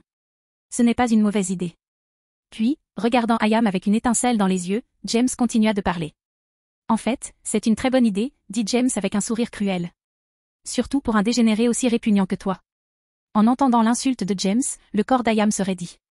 Puis, son visage devint aussi rouge que les cheveux de Ria, et son corps se mit à trembler. Un instant plus tard, sa respiration devint saccadée. Finalement, elle s'effondra au sol, se tordant d'extase. Putain, t'es dégoûtant, dit James avec une expression froide. En entendant cela, les yeux d'Ayam se révulsèrent et son corps se mit à trembler. Puis elle s'évanouit. Dès qu'elle eut perdu connaissance, James prit Ayam dans ses bras, telle une princesse, avec un sourire affectueux. On dirait qu'elle a grandi avec toi, dit Flora en souriant.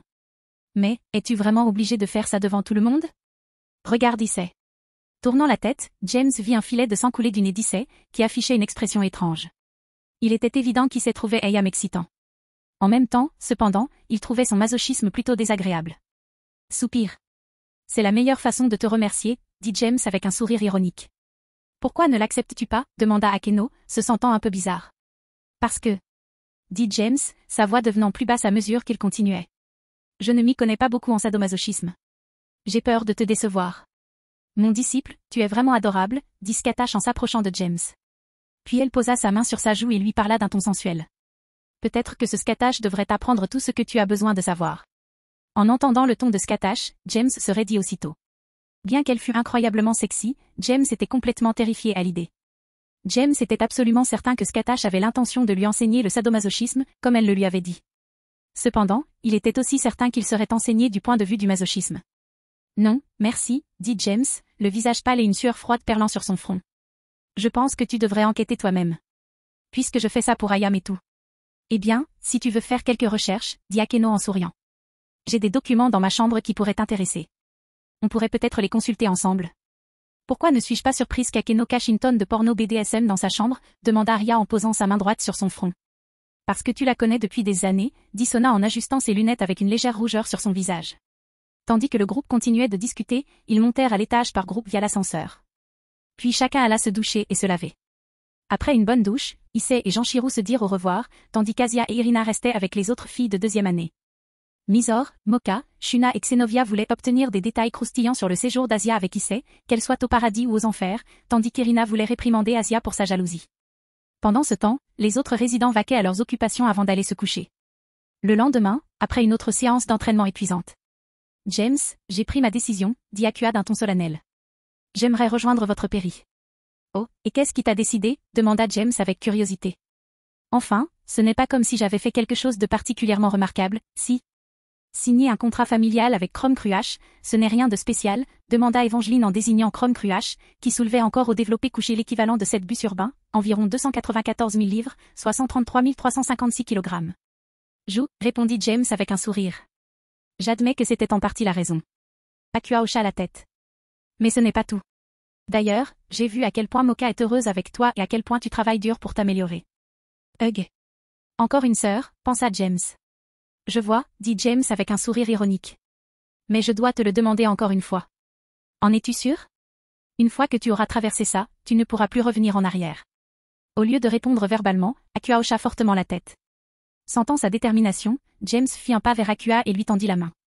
Ce faisant, une tour et 3 pions apparurent, flottant au-dessus de sa paume tendue. Tu es comme moi, dit Kalua après avoir vu les Evil pièces, qui répondaient à l'appel de James. Et comme Kalua, je pense qu'on choisira la tour, dit James en enroulant sa main autour de la pièce de la tour. Après cela, les 3 pions disparurent. James pressa aussitôt la tour contre la poitrine d'Akua. Un instant plus tard, Akua ferma les yeux tandis que son corps commençait à se métamorphoser. Environ une minute plus tard, la transformation d'Akua était complète et une paire d'ailes démoniaques jaillit de son bas du dos. Félicitations, cria Kalua en serrant Akua dans ses bras. Avant que Kalua ne puisse serrer trop fort, James l'éloigna rapidement d'Akua. James, qu'est-ce que tu fais? Demanda Kalua en faisant la moue tandis que James l'attrapait par la nuque. En t'empêchant de tuer ma nouvelle tour, dit James avec un sourire ironique. Ta force est telle que je sentirais mes os craquer sous une de tes étreintes. Tu écraserais ta sœur, qui n'est qu'à son niveau maximum, comme une canette de soda. Bien qu'il n'ait rien dit, Akua fit un signe de tête à James en signe de gratitude. On dirait qu'on doit intensifier ton entraînement, Kahlua, dit Scattash de son ton habituel. On doit s'assurer que tu maîtrises parfaitement toute cette force physique. James-sama, dit Shuna après avoir regardé l'heure. Il est presque l'heure d'aller à la forêt familiale. Oui, je crois, dit James en consultant l'horloge accrochée au mur de la salle d'entraînement. Bon, va te laver. Ensuite, on ira au bois familial. Suivant les instructions de James, les membres de ces deux nobles se dirigèrent vers les bains pour se préparer au voyage vers la forêt familière. Marchant derrière le groupe, Akua laissa apparaître un léger sourire. Maintenant, je peux aller faire du shopping avec Mocha, pensa Akua en serrant les poings devant sa poitrine. Environ 1 heure plus tard, les membres de la noblesse de James se réunirent dans le salon. Avant de partir, James jeta un coup d'œil à sa mère, qui jouait à un jeu de combat avec Janké. « Maman, tu n'as pas de famille, n'est-ce pas ?» demanda James. « Non, bien sûr que non », répondit Léona, l'air concentré. « Veux-tu venir avec nous en chercher un ?» demanda James. « Est-ce autorisé ?» répondit Léona en posant à son tour une question. « En fait, c'est une bonne question », répondit James. Puis il regarda son père et les autres démons qui avaient séjourné dans la forêt familière. « Puis-je amener des gens qui ne font pas partie de ma noblesse ?» Je ne vois pas pourquoi, répondit Cassiel en lisant un livre. D'abord, ce n'est pas comme si c'était une restriction. Oui, ça simplifie les choses, dit Ria. Comme ça, personne ne sera laissé pour compte. Après tout, en dehors de la pleine lune, la forêt familière peut être très dangereuse. Je vois, dit James. Puis il tourna son attention vers sa mère. Alors, tu veux venir? Bien sûr, donne-moi 1 minute, dit Léona sans regarder James. Le match est presque terminé. Non, c'est fini, dit Janké. Non, hurla Léona. En regardant la télévision, James a pu voir le personnage de Janké effectuer un super mouvement pour terminer le match. D'accord, allons-y, dit Léona d'un ton neutre. Puis elle se leva et se dirigea vers le groupe de James. Je veux que tu te venges de moi à notre retour. On verra bien, dit James avec un sourire. Après cela, James claqua des doigts et un cercle magique de téléportation apparut autour de lui. Un instant plus tard, James et le reste du groupe disparurent dans un éclair de lumière. Forêt familiale. Un instant plus tard, James et son groupe apparurent dans ce qui semblait être une grande forêt. Pourtant, tout semblait sinistre. Les arbres, les buissons et le sol étaient teintés d'un rouge étrange. Lorsqu'ils levèrent enfin les yeux vers le ciel, ils découvrirent la raison de cette étrange teinte rouge, une pleine lune rouge tout aussi étrange. Eh bien, je n'ai jamais vu une lune pareille, dit Léona. C'est un peu effrayant. Ouais, c'est comme le jeu des contes, dit James. Celui avec la pirate qui était furieuse pendant la majeure partie du jeu. Je ne pense pas que ce soit important pour l'instant, dit Scattash. Où est le maître du foyer dont on a entendu parler? Ne vous inquiétez pas, dit une voix masculine inconnue. Quand j'ai senti votre arrivée, je suis venue en toute hâte. Oh, s'il vous plaît, dites-moi qu'il ne parle pas en rime, dit Mizor. Je vois que ça devient vraiment lassant, vraiment vite. À la déclaration de Mizor, tous regardèrent dans la direction d'où venait la voix. Ce faisant, ils aperçurent un homme mince aux cheveux roux attachés en queue de cheval basse, aux traits du visage prononcés et aux yeux marrons. Il portait un débardeur blanc et un short noir avec un pull vert autour de la taille, des chaussettes blanches, des baskets marron, des mitaines noires, une casquette bleu foncé et un sac à dos jaune. « Jeune demoiselle, ne vous inquiétez pas, reprit l'inconnu. Si mes rimes vous impressionnent, c'est que vous n'avez encore rien vu. Les rimes sont agaçantes, dit Mocha en fronçant les sourcils. Mais ton sens de la mode est horrible. Toutes les femmes du groupe hochèrent la tête simultanément. Vos mots me blessent, ils me donnent envie de souffrir, dit l'homme. Je pense qu'on devrait retrouver votre famille rapidement pour que tout le monde puisse partir. Avant cela, pourriez-vous vous présenter, demanda James en souriant. Je suis James Alavru, ravi de vous rencontrer. Oh, tu peux m'appeler maître de famille, Tatouji, dit Zatouji. Le reste du groupe se présenta ensuite à Zatouji. Pendant les heures qui suivirent, Tatouji guida le groupe à travers la forêt familiale, les aidant à trouver leurs familiers. À la fin de la visite, la plupart des membres du groupe possédaient déjà des familiers. Hormis James, Scattash et les anciens vampires, qui possédaient déjà leurs familiers, le seul à repartir sans nouveau familier était Dante. Mizor trouva un bébé tigre blanc aux rayures bleues et aux ailes crachant de la glace, qu'elle nomma Biako. Séuchulin trouva un aigle capable de décharger de l'électricité et le nomma Zapdo. Lady trouva un serpent cracheur de feu et le nomma Ambé. Comme le familier de Séuchulin, Flora pouvait également décharger de l'électricité. Cependant, contrairement à Chulin, le familier de Flora était un chat à la fourrure argentée qu'elle nomma Kenshi. Ayam trouva un rat noir capable de se déplacer à grande vitesse et d'utiliser la magie furtive, qu'elle nomma Jin-chan. Shuna trouva une limace blanche capable de l'aider à guérir, qu'elle nomma Katsuyu. Shion choisit un ourson doté d'une force surhumaine, qu'elle appela simplement Kuma. Enfin, Irène apprivoisa un petit dragon aux écailles vertes et aux yeux bleus brillants, capable de manipuler le vent, qu'elle nomma Saphir. Merci pour ton aide, Tatouji, dit James avec un sourire en lui tendant la main. La prochaine fois, je passerai chez Tiama. Je ne ferai pas ça si tu tenais à la vie, dit Tatouji en frissonnant. À moins que tu ne sois du genre à rechercher le conflit et la discorde. Alors que Zatuji tendait la main pour prendre celle tendue de James, une forte explosion se produisit au loin. Ça vient de la grotte de Tiama, dit Zatuji avec crainte. Tu devrais partir, non, avant que les choses ne deviennent sérieuses. Bon, je crois que je verrai Tiama cette fois-ci, finalement, dit James avec un sourire narquois. J'ai l'impression que je serai présent à la première réunion, moi aussi. Chapitre 257, Acnologie contre Tiama. Forêt familiale. Quelques minutes avant que James et ses camarades aient fini de chercher leur familier, un homme grand, à la peau sombre et aux cheveux bleus foncés, Acnologia, apparut devant une grotte. Il ferma alors les yeux quelques secondes pour détecter toute forme de vie autour de lui. Après avoir scruté les environs, il rouvrit les yeux, un sourire sanguinaire aux lèvres. Je t'ai enfin trouvé, Tiama, dit Acnologia avec un sourire fou. Un instant plus tard, Acnologia fut enveloppé d'une lueur sombre. Puis, cette lueur, qui avait la forme d'Acnologia, commença à s'amplifier. À la fin de la transformation, un dragon de 25 mètres de long, du museau à la queue, apparut, mesurant 41 mètres de haut, aux écailles noires rondes ornées de spirales bleues, à la tête grise ronde avec une protubérance en forme de flèche sur le menton et à l'extrémité de la queue en forme de dard. De plus, il possédait 2 ailes ornées de plumes d'oiseaux sur le dos. Après être resté un instant devant la grotte de Tiama sous sa forme de dragon, Acnologia ouvrit la bouche. Dans sa bouche ouverte se trouvait une sphère tourbillonnante de lumière noire et bleue. Une fois l'orbe absorbé, Acnologia la lança, sous la forme d'une attaque de souffle, vers la grotte de Tiama. Boum! Un instant plus tard, la grotte et la montagne d'où elle avait été creusée explosèrent.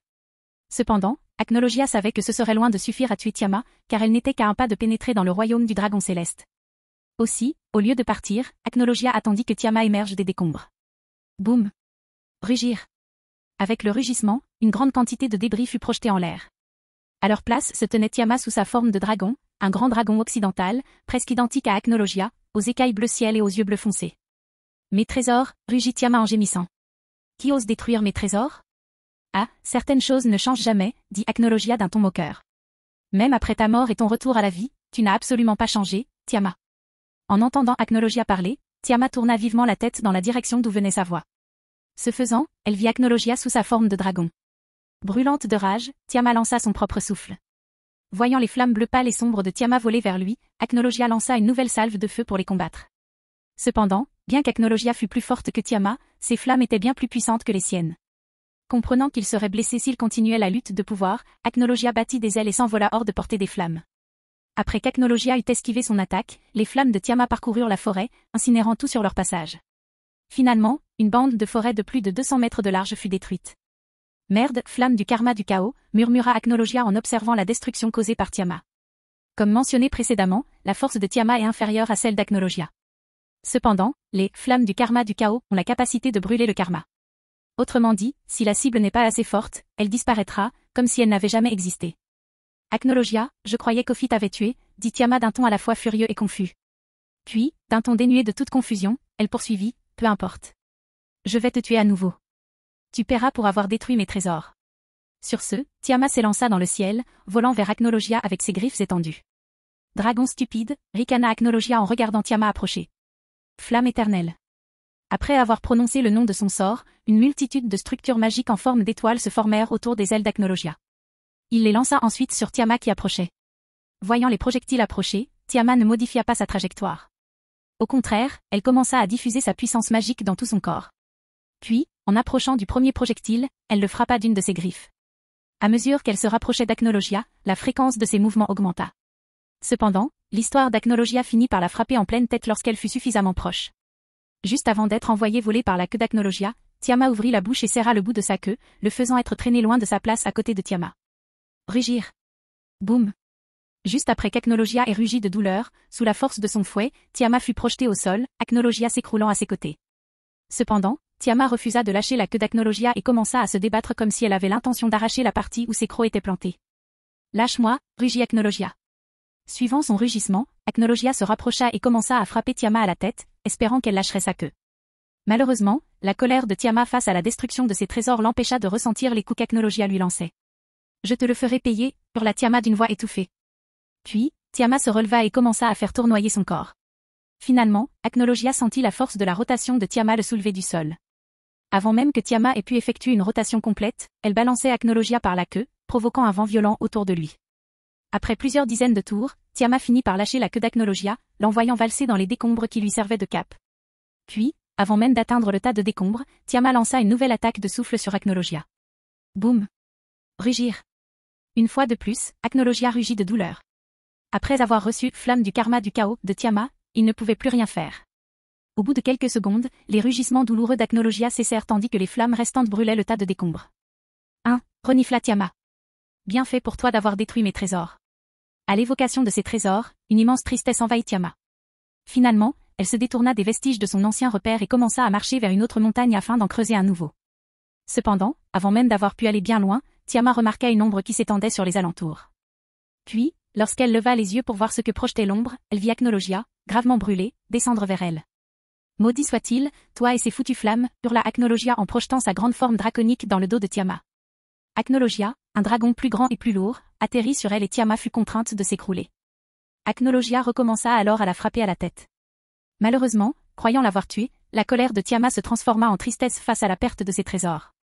Elle sentit alors le poids de chaque coup d'Acnologia. Rugir. Tiama rugissait de douleur en luttant pour se libérer d'Acnologia. Malheureusement, sa position défavorable l'empêchait de bouger. Elle ne pouvait qu'encaisser une raclée unilatérale. Avec le temps, les difficultés de Tiama s'apaisèrent, ses écailles se fissurant et son sang s'écoulant de ses blessures. Puis, presque inconsciente, Acnologia cessa de frapper et leva sa griffe droite. Il est temps pour toi de mourir, dragon du karma du chaos, dit Acnologia tandis qu'une boule d'énergie commençait à se former dans sa griffe levée. Laisse-moi te montrer le pouvoir de la fin. Une fois l'énergie fusionnée dans sa griffe, Acnologia s'assura que Tiama pouvait la voir alors qu'il l'abaissait lentement vers sa tête. Fouet à queue de dragon infernal. Populaire. Cependant, avant qu'Acnologia ne puisse terminer le travail, il a reçu un coup de pied sur le côté de la tête et a été renversé du dos de Tiama, James flottant désormais à l'endroit précédemment occupé par la tête d'Acnologia. Il n'a pas volé aussi loin que je le pensais, dit James en regardant Acnologia s'élever. Seulement une trentaine de mètres. Environ 30 mètres. C'est un dragon très puissant, dit Dreg. Un dragon que je n'ai jamais vu auparavant. Comment se fait-il que tu ne connaisses pas un dragon aussi fort, demanda James, incrédule. Parce qu'il n'est né que quelques siècles après la mort de Dreg, dit Irène en regardant le dragon noir avec suspicion. Alors, j'imagine que tu sais qui c'est, demanda James, une pointe de curiosité dans la voix.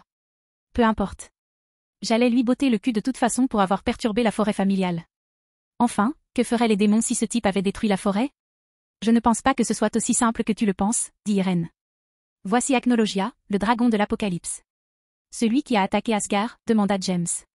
Puis, avant de poursuivre, il haussa les épaules. Ils se sont fait tabasser par un sale fils de pute. Au même moment, Acnologia se leva une fois de plus et regarda James avec hostilité et dégageant une énorme intention de tuer.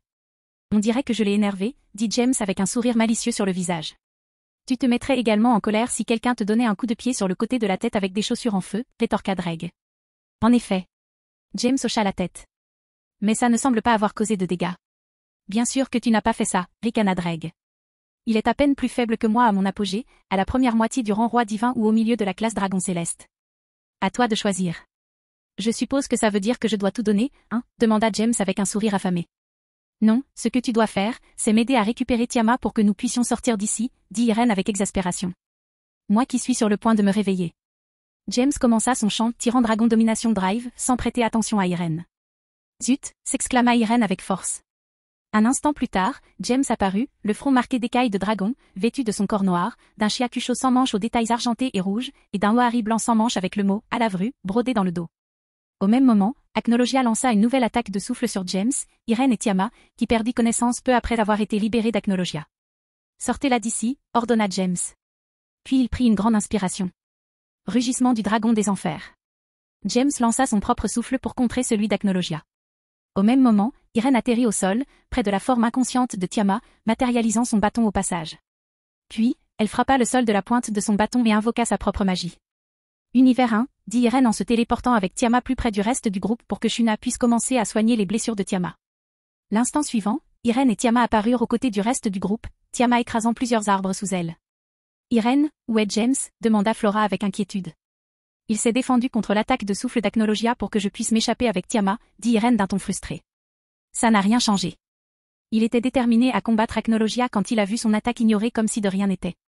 Ouais, on dirait James, répondit Moka en haussant les épaules. Tant que ça ne nous met pas en danger, il sautera sur l'occasion d'affronter quelqu'un d'aussi fort. Cette fois, ce n'est pas n'importe quel adversaire, dit Irene en fronçant les sourcils. C'est Acnologia qui a attaqué Tiamat. Le dragon qui a attaqué Asgard, demanda Skatash, l'intérêt évident dans sa voix. Je ne crois pas avoir encore vu ce dragon. Je vais peut-être voir si mon disciple a besoin d'aide contre cet ennemi inconnu. Un instant plus tard, Skatash se lança dans la direction où James combattait Acnologia. Ils sont vraiment maître et disciple, hein, dit Mysore avec un petit sourire. Pourquoi aucun d'entre vous n'a essayé de l'arrêter, demanda Irene, exaspérée. Avons-nous eu le temps pour ça, demanda Séuchulin. Le plus important. Dit Dante. Crois-tu que l'un d'entre nous aurait pu arrêter cette folle? Populaire. Au moment où Dante eut fini de parler, il fut frappé à la tête par une pierre qui le fit tomber au sol. Putain, ça fait vraiment mal, dit Dante en se frottant la tête. Puis il regarda Irene et poursuivit, tu vois ce que je veux dire? Pendant ce temps, Shuna s'approcha de Tiamat, Katsuyu dans les mains. Puis, suffisamment près, elle s'envola et plaça Katsuyu sur l'une des plaies ouvertes de Tiamat. Elle canalisa ensuite son sanjutsu de guérison à travers Katsuyu, multipliant par 3 la puissance de ses soins. C'est bon, Katsuyu, dit Shuna en continuant de soigner Tiamat. Allons-y doucement, puisque c'est la première fois que nous travaillons ensemble. De retour à la maison, nous verrons exactement ce que nous pouvons faire ensemble. Ensuite, le reste du groupe a parlé de la bataille de James et a attendu qu'il revienne triomphalement. Chapitre 258, James contre Acnologia. Forêt familiale. Lorsque James et Acnologia se lancèrent leurs attaques de souffle, à la surprise d'Acnologia, ils étaient à égalité. Puis, comme il l'avait fait avec Tiamat, il s'envola au-dessus des flammes qui allaient sans doute submerger les siennes, qui n'étaient plus alimentées par sa magie. Une fois hors de la ligne de tir, pour ainsi dire, Acnologia profita de sa vitesse impressionnante et se lança sur James, pensant le terrasser. Malheureusement, James n'aurait jamais affronté quelqu'un capable de se déplacer plus vite que la plupart des yeux ne pourraient le suivre sans qu'il ne soit détecté. Puis, juste avant que les mâchoires d'Acnologia ne saisissent James par la taille, James s'envola, avant d'apparaître au-dessus de la tête d'Acnologia, en position d'Iedo. Griffe balayante du dragon de l'enfer, dit James en dessinant 6e sens à une vitesse que même ses yeux ne pouvaient suivre. Criez. L'épée de James a percé l'arrière de la tête d'Acnologia, provoquant un son perçant qui a résonné dans tout l'environnement. Zut, ce n'est pas suffisant, pensa James en voyant le filet de sang couler de la blessure. Puis, avant qu'Acnologia ne puisse réagir, James a tiré Carnage vers le bas avec une prise inversée avec sa main gauche. Gros jumeau du dragon de l'enfer, dit James en injectant de l'énergie démoniaque dans Carnage. Rugir. Après avoir ressenti la douleur du premier coup de James, bien qu'il n'ait pas été assez rapide pour éviter complètement le deuxième coup, Acnologia a battu des ailes et s'est éloigné de James. TCH. J'aurais dû commencer par Carnage, dit James, un peu déçu. Je suis peut-être déjà en train de regarder un dragon sans tête. Ce n'est pas la chose la plus importante dont il faut s'inquiéter en ce moment, dit Dreg, attirant l'attention de James. Lorsque James reporta son attention sur Acnologia, il vit un grand nombre de structures énergétiques magiques en forme d'étoiles se former autour de ses ailes. Acnologia en tira alors des torrents sur James. Flamme éternelle, dit Acnologia d'un ton furieux. À cet instant, la haine habituelle d'Acnologia pour les dragons ne pouvait se comparer à celle qu'il ressentait pour James. Comme si le coup de pied à la tête ne suffisait pas, James le frappa, non pas une, mais 2 fois. Et la seconde fois, il faillit lui arracher la tête. De plus, la blessure du premier refusait de guérir. Pendant ce temps, James utilisait continuellement Flash Step, essayant d'éviter les projectiles d'Acnologia et de se rapprocher. Malheureusement, à mesure que James se rapprochait, il semblait que la cadence de tir d'Acnologia augmentait proportionnellement. Art secret du tueur de dragons, griffe et croc du dragon de l'enfer, dit James, ses épées et ses pieds couverts de flammes. Avec cela, en plus d'utiliser Flash Step pour esquiver, James a également utilisé ses épées et ses pieds pour détruire les projectiles qu'il ne pouvait pas esquiver, utilisant ses attaques plus fréquemment à mesure qu'il réduisait la distance. Tout comme lors de son combat contre Tiamat, dès que James s'est approché, Acnologia a rapidement frappé James avec sa queue. Cependant, contrairement à Tiamat, James Flash a pris le dessus. Puis, alors que la queue passait sous lui, James a entraîné Carnage dans sa trajectoire, déversant toute l'énergie démoniaque qu'il pouvait pendant ce bref instant. Boost. Rugir. Merde, s'exclama James tandis qu'Acnologia rugissait. Avec le recul, ce n'était pas la meilleure idée.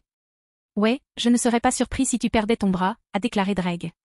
Comme James le pensait en menant Carnage sur la trajectoire du fouet d'Acnologia, il parvint à sectionner presque la moitié de l'épaisse queue.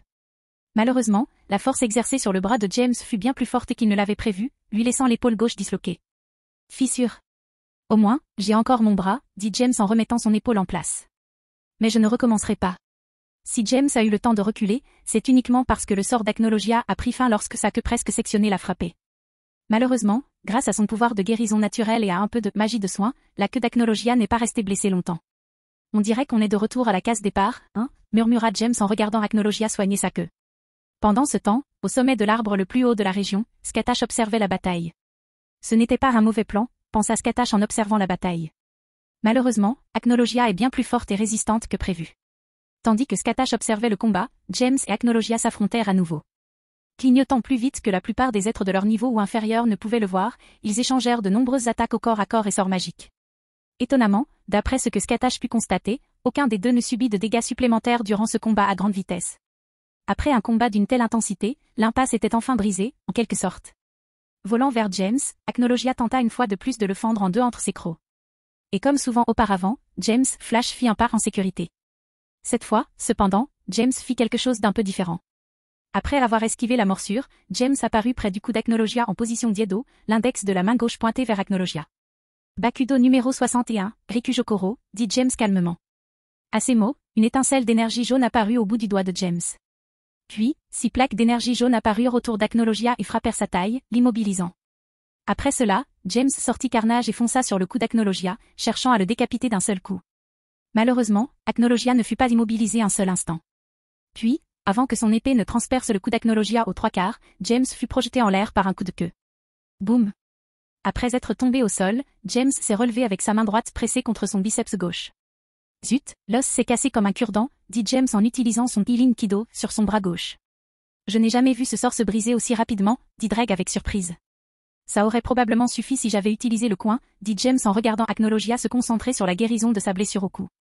Mais si j'avais chanté, tout en continuant à le heurter, il l'aurait remarqué et aurait été plus prudent. Tu as probablement raison, acquiesça Dreg. Alors, qu'est-ce que tu vas faire? Toi, je n'ai qu'un choix, dit James d'un ton enthousiaste. Mais tu n'as jamais essayé ça avant, dit Dreg prudemment. Existe-t-il un meilleur test de résistance? Demanda James. Tu es fou, dit Dreg. Ignorant Dreg, James concentra son attention sur la guérison de son bras. Puis, presque au moment où Acnologia finissait de soigner son cou, James acheva le sien. Lâchant son bras, James prit une profonde inspiration. Puis, il le lâcha lentement. Sans bon Sakura Mugen no A, dit James avant de commencer à briller dans une lumière crépusculaire rose. Un instant plus tard, la même lueur se répandit sur le sol en cercle autour de James, s'arrêtant seulement dans un rayon de 50 mètres. 50 mètres, puis, avec James flottant là où il se tenait à l'origine, sa peau prenant un éclat métallique, une paire de cornes poussant de son front et se courbant jusqu'à la base de son crâne, et ses iris prenant une couleur rose foncé. Le sol commença à flotter comme un nombre incalculable de feuilles en forme de pétales de fleurs de cerisier. Quel genre de magie est-ce? S'exclama Acnologia, choqué, après avoir vu la forme et les capacités du super diable de James. Au lieu de recevoir une réponse, James s'est envolé vers Acnologia avec ses pétales derrière lui. Ne comprenant ni la puissance ni les limites de cette nouvelle forme, Acnologia pensa qu'il valait mieux tenir James à distance. Il utilisa alors à nouveau Éclat éternel, tirant de nombreux projectiles en forme d'étoiles. Cependant, grâce aux nombreuses épées flottant autour de lui, James parvint à détruire tous les projectiles sans difficulté. Alors que ses attaques étaient stoppées, Acnologia réalisa que James ne pouvait pas franchir un certain point. Cependant, Acnologia se demandait s'il était incapable ou non de franchir ce point. Malheureusement, à cause de la vitesse de James lorsqu'il utilisait Flash Step, Acnologia se concentra entièrement sur le corps de James, refusant de perdre de vue sa position. Puis, il ne remarqua pas qu'ils étaient lentement mais sûrement entourés par un grand nuage de feuilles en forme de pétales. Pendant ce temps, dans la tête de James, il jurait comme un marin. Merde. Merde. Merde. Ça fait mal, hurla James intérieurement. J'ai essayé de vous avertir à propos des tests de stress au combat, dit Dreg d'un ton quelque peu jubilatoire. Je sais, se dit James intérieurement. J'ai l'impression que si j'essayais de boost, j'exploserais. Bonne supposition, dit Dreg. Bien que tu aies l'habitude de doubler ta puissance en utilisant un boost, tu n'as jamais augmenté ta puissance totale. De plus, ton corps possède actuellement une puissance qui, sinon égale, est légèrement supérieure à ton super état diable. Donc, ce que tu veux dire, c'est qu'il me faudrait un corps plus fort pour gérer tout ça d'un coup sans problème, se demanda James intérieurement. En gros, répondit Dreg. À cet instant, les lames pétales de James encerclèrent Acnologia et lui-même. Il laissa alors son corps et ses épées se désintégrer en un autre nuage de lames pétales avant de fusionner avec le reste du nuage. Alors que James s'effondrait, Acnologia eut enfin le temps de regarder autour de lui. Ce faisant, il réalisa qu'il était enfermé dans une sphère de feuilles en forme de pétales de cerisier rose crépusculaire. Comprenant que la situation n'était pas rose pour lui, Acnologia invoqua un cercle de téléportation. Pénétrer. Au même moment, la sphère de feuilles s'élança vers Acnologia. Toutes les épées étant sous l'effet de pénétration, elles commencèrent à déchirer le corps d'Acnologia sans rencontrer de résistance. Cependant, avant qu'elles ne puissent causer de dégâts importants, le cercle de téléportation d'Acnologia s'activa et téléporta le dragon de l'Apocalypse hors de la forêt familière. Je te tuerai la prochaine fois qu'on se verra, grogna Acnologia avec colère en se téléportant. Lorsque James réalisa qu'Acnologia avait disparu, il retourna, avec toutes les feuilles, à l'endroit où il avait invoqué Sambonzakura Mugen Noa. Il laissa ensuite les feuilles remplir le cratère avant d'abandonner la transformation et coup de domination du dragon tyran. Putain, tout mon corps me fait mal, marmonna James avant de commencer à tomber en arrière. Cependant, au lieu que sa tête heurte le sol, il sentit l'arrière de sa tête heurter quelque chose de mou et de spongieux. C'était plutôt imprudent, mon disciple, dit Skatash avec un léger sourire et les bras autour de James. Mais la bataille fut belle, vu que tu n'avais aucune information sur cet ennemi. Merci, dit James avec un faible sourire.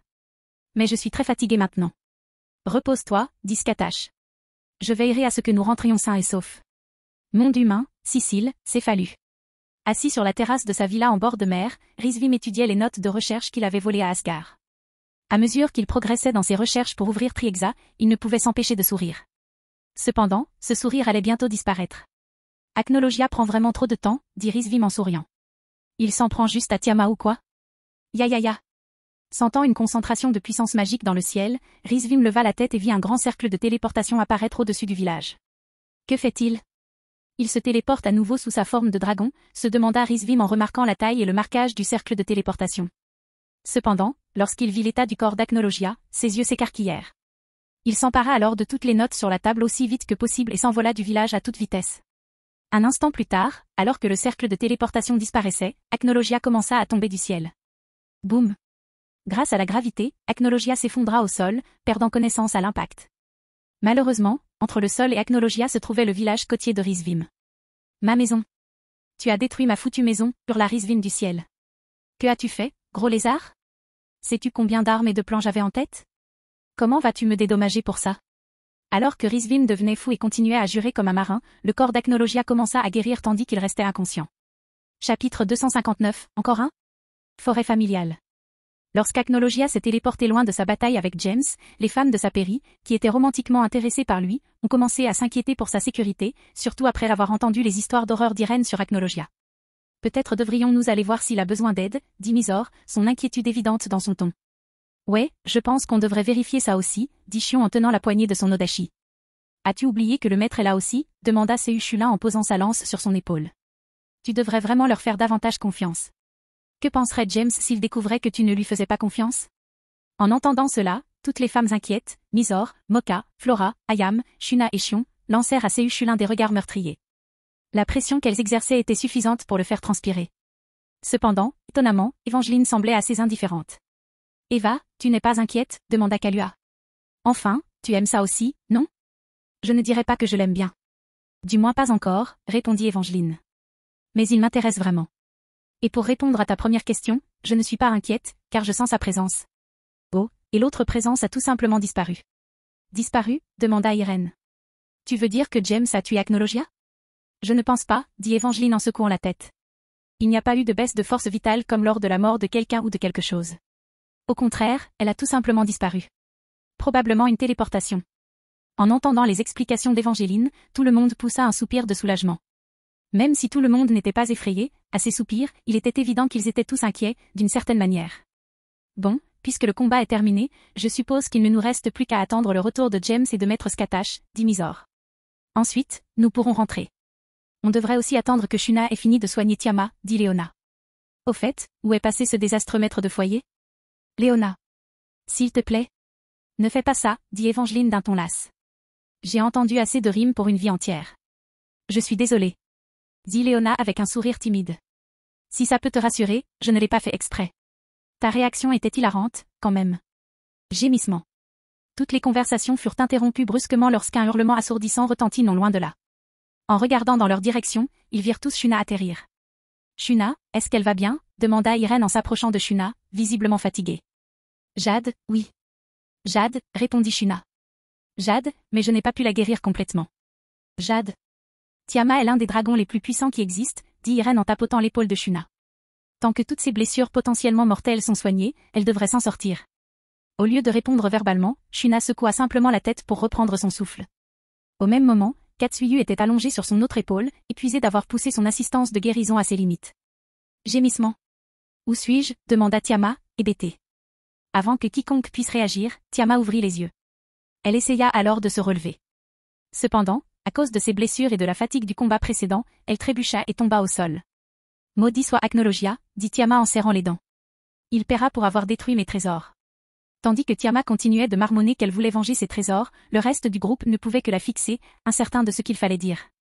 Finalement, Scatash revint, la lance posée sur son épaule et James suspendu à son extrémité par ses vêtements. En voyant Scatash et la façon dont elle portait James, personne ne savait quoi dire. Mais ils étaient heureux de voir que James était sain et sauf. Shuna, peux-tu le soigner demanda Scatash en hochant la tête vers James. Il s'est surmené à la fin du combat. Il a beaucoup de fractures et de déchirures musculaires. Grogna Tiama à la vue de Scatash et James, interrompant l'explication de Scatash. Puis elle rugit de colère. Dreg, je vois que tu m'as apporté un autre hôte à tuer. Soupir. Je savais qu'on aurait dû la laisser mourir. Dreg dit d'une voix audible à travers un cercle vert brillant sur la main gauche de James. Salaud, qu'est-ce que tu as dit demanda Tiama avec colère. Oui, si cela n'avait tenu qu'à moi, nous t'aurions laissé mourir, dit Dreg.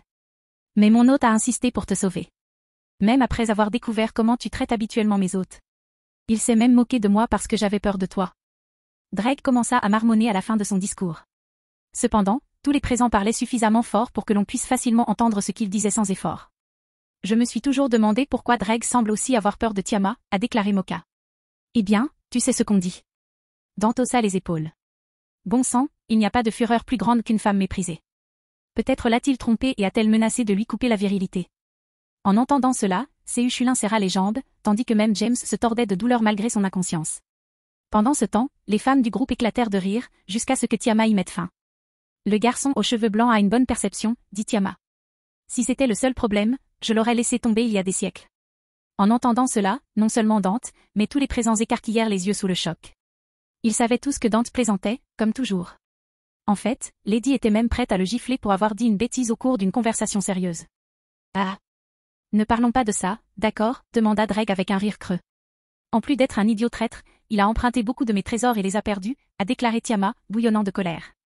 Je te l'ai déjà dit, ce n'était pas ma faute, cria Dreg. Peut-être que si tu n'avais pas combattu au milieu d'une zone de guerre, tuant sans précaution des membres des 3 factions bibliques, j'aurais encore tous mes trésors. Même si Dreg voulait le nier, il savait que Tiama avait raison. Si lui et Albion avaient été attentifs à l'endroit où ils se battaient, les 3 factions ne leur auraient pas tendu d'embuscade. Eh bien, je comprends pourquoi tu as un problème avec Dreg, mais pourquoi t'en prendre à ses hôtes, demanda Evangeline avec curiosité. Parce que ça force Dreg à dormir davantage, répondit Tiama avec indifférence. J'espère que tu n'as pas l'intention de rendre la bonté de ce disciple de Scatash par de l'hostilité, dit Scatash en regardant Tiama dans les yeux. Scatash, demanda Tiama d'un ton légèrement confus. N'as-tu pas été piégé dans les terres de l'ombre pendant près de 1000 ans? Lorsque Scatash apparut pour la première fois avec James, Tiama ne lui prêta pas attention, car elle avait détecté l'aura de Dreg. Aussi, après avoir remarqué Scatash, elle fut naturellement surprise. Autrefois, oui. Scatash hocha la tête. Cependant, grâce à mon disciple, j'ai été libérée de cette vie de solitude. Tu veux dire que Whelp aurait pu te tuer, demanda Tiama, surprise. C'est le seul moyen de te séparer de l'outre-monde, si je ne me trompe. C'est exact, répondit Scatash avec un sourire affectueux. Il a exaucé mon plus grand souhait. Il m'a permis de mourir en guerrier. Puis, il m'a réincarné en démon et m'a permis de revoir le monde extérieur. Non, pas du tout. Même dans mes meilleurs jours, je n'aurais pas voulu me battre contre ton fou. Et puis-je te tuer en combat singulier, dit Tiama en secouant la tête. Dreg, on dirait que tu es libéré de moi depuis longtemps, cette fois. Vraiment, demanda Dreg, choqué.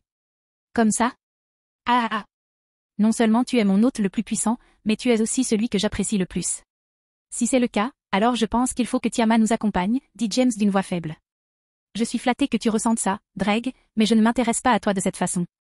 Le silence s'abattit sur le groupe, et Dreg resta abasourdi, complètement pris au dépourvu. Il fut finalement rompu lorsque Tiama et Léona éclatèrent de rire. Et maintenant, je me souviens pourquoi tu n'es pas mon hôte préféré, dit Dreg d'un ton neutre. Merci de me le rappeler. Je suis toujours ravi d'aider, répondit James avec un faible sourire tandis que Scatash le déposait au sol avant de l'aider à se relever. Mais sérieusement, j'aimerais vraiment que tu viennes avec nous, Tiama. James, pourquoi me fais-tu ça, demanda Dreg d'un ton paniqué.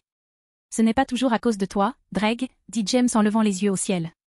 Bien sûr que je veux qu'il vienne avec nous pour le plaisir. Même si on dirait qu'il me crie dessus, je suis sûr que ce sera hilarant. Si Dreg avait un visage, James était sûr qu'il se moquerait de lui de toutes ses forces. Mais sérieusement, je veux faire. Attends, dit James, réfléchissant. Est-il possible d'avoir 2 pactes familiaux? Une seconde, demanda Tiama. Comment oses-tu? Eh bien, tu ne serais même pas mon familier le plus fort, dit James en haussant les épaules. Donc, même si tu ne participes pas, Chrome reste un familier assez impressionnant. Chrome? Comme Chrome Cruach, le dragon du cercle du croissant, demanda Tiamat d'un ton plein de surprise. Comment as-tu réussi à convaincre un fou comme lui d'accepter un pacte familial? Eh bien, je lui ai botté le cul et je lui ai dit que je lui donnerais des gars coriaces à combattre, répondit James avec un autre haussement d'épaule. Oh, bien sûr, répondit Tiamat, les yeux pétillants. Et que m'offrirais-tu pour devenir ton deuxième familier? Calme-toi, ma puce, dit James en levant la main droite. C'est une voix à double sens. Je ne te veux pas comme un trophée. Je te veux comme quelqu'un qui puisse renforcer la force de frappe de mon équipe. TCH. C'est mesquin, dit Tiamat en tournant la tête. Alors on peut faire comme ça, dit James, ignorant le commentaire de Tiamat. Je t'achèterai un bijou dans n'importe quelle bijouterie du monde des humains, une fois par mois, quel qu'en soit le prix. En échange, tu te battras pour moi si nécessaire. Une fois par semaine, dit Tiamat en faisant sa contre-proposition. Allons-y, dit James sans même réfléchir à la contre-proposition. Certains d'entre nous ont cours de main. Attends, cria Tiamat. 3 fois par mois. Pourquoi est-ce que ça prend autant de temps pour vous réunir, demanda James à tous les autres. Maman, si on attend trop longtemps, comment vais-je me venger ce soir? Allaitement. Allez tout le monde, allez, dit Léona avec beaucoup d'enthousiasme. En utilisant Flash Step, Léona est apparue derrière chaque membre de la pairie de James, puis a commencé à essayer de les pousser vers James pour accélérer le processus. Toutes les 2 semaines, s'écria Tiamat, presque suppliante sur le moment. Normalement, Tiamat aurait simplement laissé partir James, mais malgré la remarque sur le prix, elle changea d'avis. De plus, en tant que membre de la famille, c'était à James de lui fournir d'autres éléments, comme la nourriture, un abri, si elle décidait de prendre forme humaine, des vêtements. Obtenir un trésor gratuit en plus était trop beau pour être vrai. Cependant, si James n'avait pas réussi à bannir Acnologia, la forçant à croire qu'il était plus fort qu'elle, elle n'aurait même pas envisagé de devenir un familier. De plus, elle serait probablement morte. Au lieu de cela, elle aurait non seulement volé ses richesses, mais l'aurait aussi forcé à gagner de l'argent et à lui payer un tribut. Ou peut-être l'aurait-elle tout simplement tué, puisque James est l'hôte de Drake durant cette génération. Comme je l'ai dit, une fois par mois, dit James une fois tout le monde réuni. J'offre même des cadeaux pour les fêtes. Pendant les minutes qui suivirent, Tiamat peina à accepter. Même si elle savait que c'était probablement la meilleure offre qu'elle recevrait jamais, elle en voulait plus. Après tout, on n'a jamais trop de trésors. Finalement, après 1 minute et demie de silence, Tiamat prit enfin sa décision. D'accord, dit Tiamat en serrant les dents. J'accepte tes conditions. Hochant la tête avec satisfaction, James fit alors signe à Tiamat de se rapprocher. Oh, et tu peux la réduire, demanda James avec un sourire. Ma maison n'est pas assez grande pour ta forme de dragon. En réponse, Tiamat se mit à briller d'un éclat bleu céleste. Puis, les contours de son corps s'atténuèrent. Elle se dirigea alors vers James et le reste du groupe. Lorsqu'elle fut à portée de bras du groupe, la lueur disparut et Tiamat se tint devant tout le monde sous sa forme humaine. Sifflet. Pas mal, dit James en admirant la forme humaine de Tiamat. Pas mal. Sous sa forme humaine, Tiamat mesurait à peu près la même taille que Léona, soit environ 1,75 mètres, ses cheveux bleu clair étaient longs et raides, ses yeux bleu foncé, elle portait une robe bleu marine et sa peau était claire avec une teinte bleu clair. Son corps était entièrement recouvert de bleu. De plus, son aura de dragon était écrasante. Nous pouvons partir maintenant, proclama Tiamat. J'attends mon premier trésor à mon arrivée. Tu es stupide, ma belle, répondit Dreg. Il est 2 heures du matin, aucun magasin n'est ouvert à cette heure-ci. Il est 17 heures quelque part. Tiamat haussa les épaules avec indifférence. C'est vrai, dit James avec un sourire ironique. Il semble que cette expression soit utilisée dans un mauvais contexte. Chapitre 260. Partager le sentiment de bonheur. Monde humain, Japon, Kuo. Bien que James ait mentionné qu'il avait cours le lendemain, Tiamat tenta d'attendre plus longtemps pendant les négociations, mais il ne put y aller. De retour chez lui, dès que le cercle de téléportation disparut, James s'évanouit. Sans Scatash et Lady à ses côtés, il serait tombé la tête la première sur le sol de la classe. Naturellement, tout le monde s'inquiétait du bien-être de James. Étonnamment, ceux qui se rendirent dans la forêt familière, outre Scatash, étaient tout aussi inquiets. Ils semblaient avoir oublié ce que Scatash leur avait dit sur l'état de James après son combat contre Acnologia. Comme je l'ai déjà dit, après avoir combattu Acnologia et utilisé un pouvoir qui a mis son corps à rude épreuve, James a eu de nombreuses fractures et des déchirures musculaires, dit Scatash, expliquant une fois de plus la situation actuelle de James. Alors, je te le demande encore une fois, Shuna, peux-tu le guérir? J'aimerais bien, mais je ne peux pas pour l'instant, dit Shuna tristement. Pour l'instant, je suis épuisée par les soins prodigués à Tiamasan. Je n'ai jamais soigné un être aussi imposant, alors j'ai utilisé beaucoup d'endurance. Tu dis que c'est ma faute, demanda Tiamat en fronçant les sourcils. Au même moment, tous ceux qui n'étaient pas allés à la forêt familiale furent surpris lorsque la belle nouvelle venue répondit au nom de Tiamat. Je ne dis pas que c'est ta faute, Tiamasan, répondit Shuna. Je dis juste que j'ai besoin de repos avant de pouvoir guérir davantage. Renifla Tiamat avant de détourner le regard, irrité. Il vient de dire? Tiama-san, demanda Sona, les yeux écarquillés. C'est vrai, sœur de Léviathan, dit Tiama. Il y a un problème? Arrête d'intimider ma fiancée, Tia, dit James faiblement. Tante, s'exclama Tiama en fronçant les sourcils. Premièrement, je n'apprécie pas que tu abrèges mon nom pour plus de commodité. Et deuxièmement, tu n'es pas en position de me commander. Puisque tu fais partie de ma famille, je pense avoir le droit, dit James. Et Tia est encore plus attachante. Et plus jolie. Peut-être que je vais te tuer tout de suite et prendre tout ce que tu appelles trésor, dit Tiama en fronçant les sourcils. Chrome, ça te dérangerait d'aider Tia à s'installer ici, demanda James. Dès qu'il l'a fait, Chrome Cruach est apparu devant Tiama avec une explosion de vitesse, pressant son poing droit contre sa paume gauche avec une expression anxieuse sur son visage. Au revoir. Tiama claqua la langue avec irritation. Maniaque assoiffé de bataille. J'ai toujours rêvé de te combattre, Tiama, dit Chrome Cruach avec un sourire.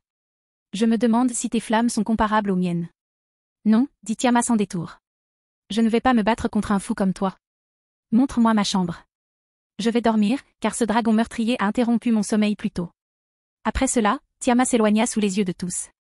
Finalement, Sona ajusta ses lunettes avant de la suivre. Elle conduisit ensuite Tiama jusqu'à la dernière pièce libre du manoir. PFFF. On est à nouveau à pleine capacité, hein, dit Léona. Elle secoua la tête. Je pense que je vais parler à Lana d'un nouvel agrandissement de la maison. Pendant ce temps, Ria contactait Asia, Shuna n'étant pas en état de soigner James pour le moment. Lorsqu'elle reçut confirmation qu'Asia était en bonne santé, Ria envoya Akeno la chercher chez Issei. Au bout d'une dizaine de minutes, le cercle de téléportation d'Akeno apparut dans la pièce. Elle était accompagnée d'Asia, que tout le monde s'attendait à voir, ainsi que d'Issei et d'Irina. Putain, s'exclama Issei. Le passage à tabac de Sanpé était réel. Non, je ne l'ai pas fait, répondit James en levant les yeux au ciel. J'ai exagéré et je me suis blessé en frappant Acnologia. Tu as combattu Acnologia? La voix de Skiadrom résonna dans un cercle bleu lumineux au dos de la main droite d'Issei. Ouais, je l'ai fait fuir aussi, répondit James en souriant. Si j'avais pu utiliser ne serait-ce qu'un seul boost, je serais mort. Qui est Acnologia? Demanda Issei avec curiosité. Il doit être fort pour que Sanpé finisse comme ça, non? En réponse à la question d'Issei, Skiadrom et Irène présentèrent tour à tour Acnologia à ceux qui ne connaissaient pas son histoire. Après quelques minutes de questions, tous furent stupéfaits par tout ce qu'Acnologia avait accompli des siècles auparavant. Alors c'est toi qui l'as tué la première fois, Ofi-chan, demanda Koneko en grignotant une barre chocolatée. Ofi, grignotant une barre chocolatée, marqua une pause pour réfléchir. Puis, au bout d'une trentaine de secondes, elle inclina tendrement la tête, le visage impassible, et répondit à la question. Peut-être, répondit Ofi, sans vraiment se souvenir de l'événement. Eh bien, te souviens-tu du nombre de fourmis sur lesquelles tu as marché dans ta vie? Demanda James tandis qu'Asia le soignait. En entendant cela, tout le monde pouvait comprendre, ne serait-ce qu'un peu, pourquoi Ofi ne se souvenait pas de leur combat, non, à en juger par l'expression d'Ofi et son manque de mémoire de l'événement. Elle l'a probablement frappé avec désinvolture et l'a tué accidentellement. Dragon. Quelques minutes plus tard, Asia achevait sa convalescence. James lui en était sincèrement reconnaissant. Comme il l'avait dit, il avait court de main. Non pas que cela le dérangeait de le manquer, mais il préférait rester au lit en attendant que son facteur de guérison naturelle guérisse ses blessures. Après quelques banalités, Sona revint après avoir emmené Tiama dans la chambre qu'elle allait utiliser, Akeno téléporta Issei, Asia et Irina chez eux. Dante et Lady partirent ensuite et retournèrent à Devil May Cry. Le groupe discuta encore un peu. Pendant ce temps, Akeno revint. Finalement, tout le monde décida qu'il était temps d'aller dormir. Alors que tout le monde quittait la pièce, Léona et Cassiel arrêtèrent James. Et là-bas, répondit James après que ses parents lui eurent demandé de rester. Le truc c'est que... dit Cassiel nerveusement. Oh, allez, Cass, dit Léona en levant les yeux au ciel. Pourquoi es-tu si nerveuse quand tu parles à ton fils? C'est un gros problème, dit Cassiel, des gouttes de sueur coulant sur son front. PFF. Tu étais comme ça quand tu m'as finalement demandé en mariage, dit Léona d'un ton exaspéré. Tu as dit que tu voulais le lui dire, alors dis-le. James était complètement désorienté par la conversation de ses parents. Il réalisa que ce n'était pas une mauvaise nouvelle. Mais à part ça, il n'avait rien à deviner. Il décida donc d'attendre qu'il lui explique ce qu'il voulait dire. Eh bien, tu vois. Le truc c'est que... Cassiel continua de bégayer car il n'avait jamais empiré à cause du regard noir de Léona. Oh, pour l'amour du ciel, dit Léona, encore plus exaspérée. James, tu vas être grand frère. Léona, j'allais justement dire ça, gémit Cassiel. Alors tu aurais dû dire ça, aboya Léona. Tandis que Cassiel et Léona se disputaient à propos de l'incapacité de Cassiel à parler, l'esprit de James s'éteignit un instant. Quelques instants. Non, l'esprit de James connut un arrêt brutal et un long redémarrage. Finalement, au bout d'une minute ou deux, il entendit à nouveau ses parents se disputer. Combien de temps? Demanda James d'une voix tremblante mais excitée. Hein, répondirent Cassiel et Léona, surpris que James interrompe leur discussion. Depuis combien de temps le sais-tu? Depuis combien de temps le sais-tu? Demanda James d'un ton nettement plus excité. C'est un garçon ou une fille? As-tu pensé à des prénoms? Avons-nous besoin de... Oh, ralentis, ma chérie, dit Léona en souriant. Une question à la fois. Pendant ce temps, Cassiel poussa un soupir de soulagement. Tu prends ça mieux que je ne le pensais, dit Cassiel, mettant également un sourire sur son visage. Je t'avais dit qu'il n'y avait pas de quoi s'inquiéter, dit Léona. Je t'avais bien dit qu'il prenait bien soin de Cunou, n'est-ce pas? Oui, je sais. Mais je n'ai pas pu m'en empêcher, dit Cassiel avec un sourire en coin. Tu sais comment je suis dans ce genre de situation. Ouais, toi et les émotions, ça ne fait pas bon ménage, dit Léona. C'est presque aussi pénible que de devoir parler à une jolie femme qu'on ne connaît pas.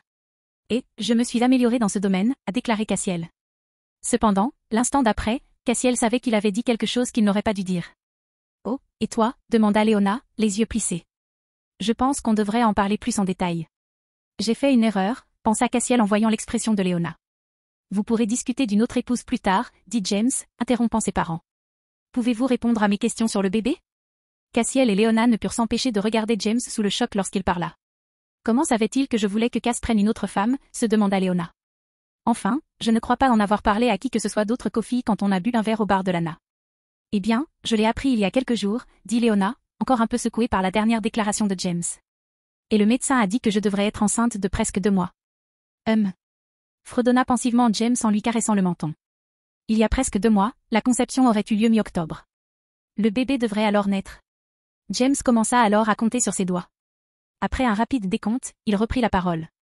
Je pense que ce sera mi-juillet ou fin juillet. Plus ou moins, répondit Léona en souriant. Quant au sexe, il est trop tôt pour le dire.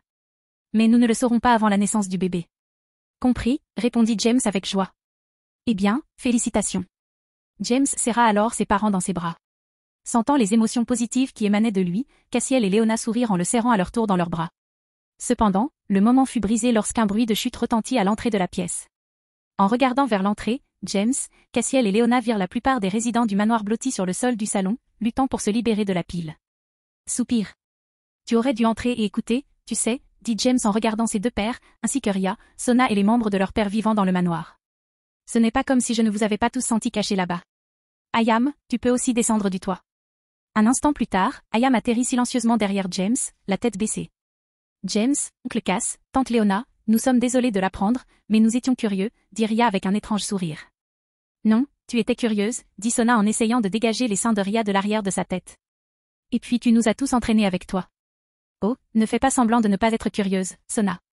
Ria renifla. C'est toi qui nous as fait taire pour pouvoir écouter. Cela ne change rien au fait que tu as entraîné tout le monde avec toi, dit Sona en commençant à rougir. Ensuite, Ria et Sona ont continué à se disputer tandis que tout le monde essayait de se libérer de la pile. James Sama, je m'excuse d'avoir écouté ta conversation, dit Ayam avec une étrange lueur dans les yeux. Je ne l'accepte pas, répondit James. Tu dois être puni. En entendant le ton froid de James, Ayam se mit à trembler. Puis, lorsqu'elle le regarda dans les yeux, ses tremblements s'intensifièrent. Elle vit la lueur du sadisme tourbillonner dans les yeux de James et fut hypnotisée. Le moment est-il enfin venu, se demanda Ayam. James Sama va-t-il enfin obtenir gain de cause et me faire regretter mes actes? Oh, j'ai hâte. James détourna alors le regard d'Ayam, son expression retrouvant un sourire heureux. Puis il serra ses parents dans ses bras. Félicitations encore, maman, papa, dit James joyeusement. Mais pour l'instant, je dois punir cette pauvre Kunoichi. Cassiel et Léona ne purent qu'esquisser un sourire ironique en voyant la façon dont James traitait Ayam. Leurs sourires s'assombrirent encore davantage lorsqu'ils virent la réaction d'Ayam à l'expression « piètre Kunoichi ». Ce n'est pas grave, fiston, répondit Cassiel. N'en fais juste pas trop. Je ne te promets rien, répondit James d'un ton froid en s'approchant d'Ayam. Arrête de trembler et suis-moi. Oui, James Sama, dit Ayam avec un sourire éclatant. Ayam suivit donc James hors de la pièce et monta docilement au 2e étage. Pendant ce temps, tous les autres espions observaient, stupéfaits. Ils savaient que James appréciait aussi Ayam, mais ils ne pensaient pas que cet événement le ferait changer d'avis. Il est tellement heureux, dit Léona avec joie. Et il semble vouloir partager ce bonheur, je trouve. Et, tu veux essayer d'écouter, demanda Akeno d'un ton empreint de désir. Nous ne pourrons rien entendre à travers la barrière silencieuse de James, a déclaré Flora, également curieuse de savoir comment cela se passerait. En fait, je pense que James nous laissera l'écouter cette fois, dit Akeno. Enfin, il fera sûrement des choses humiliantes, non? Ça rendrait Ayam encore plus furieux si les gens écoutaient. Bon sang, il pourrait même nous laisser regarder. En entendant cela, les yeux d'Akeno et de Flora, mais aussi de Ria et de Moka, s'illuminèrent. Puis ils se regardèrent, croisèrent le regard et acquiescèrent d'un signe de tête. L'instant d'après, ils coururent tous dans la chambre de James pour voir s'ils entendaient ce qui se passait. Je commence à douter de mon amour pour ce garçon, dit Evangeline en fronçant les sourcils. Est-ce que James les a fait comme ça, ou ont-ils toujours été comme ça? Oh non. Ne t'inquiète pas, dit Sona d'un ton exaspéré. Ces filles ont toujours été des perverses. Fin de la vidéo, abonnez-vous à la chaîne pour nous encourager, merci beaucoup.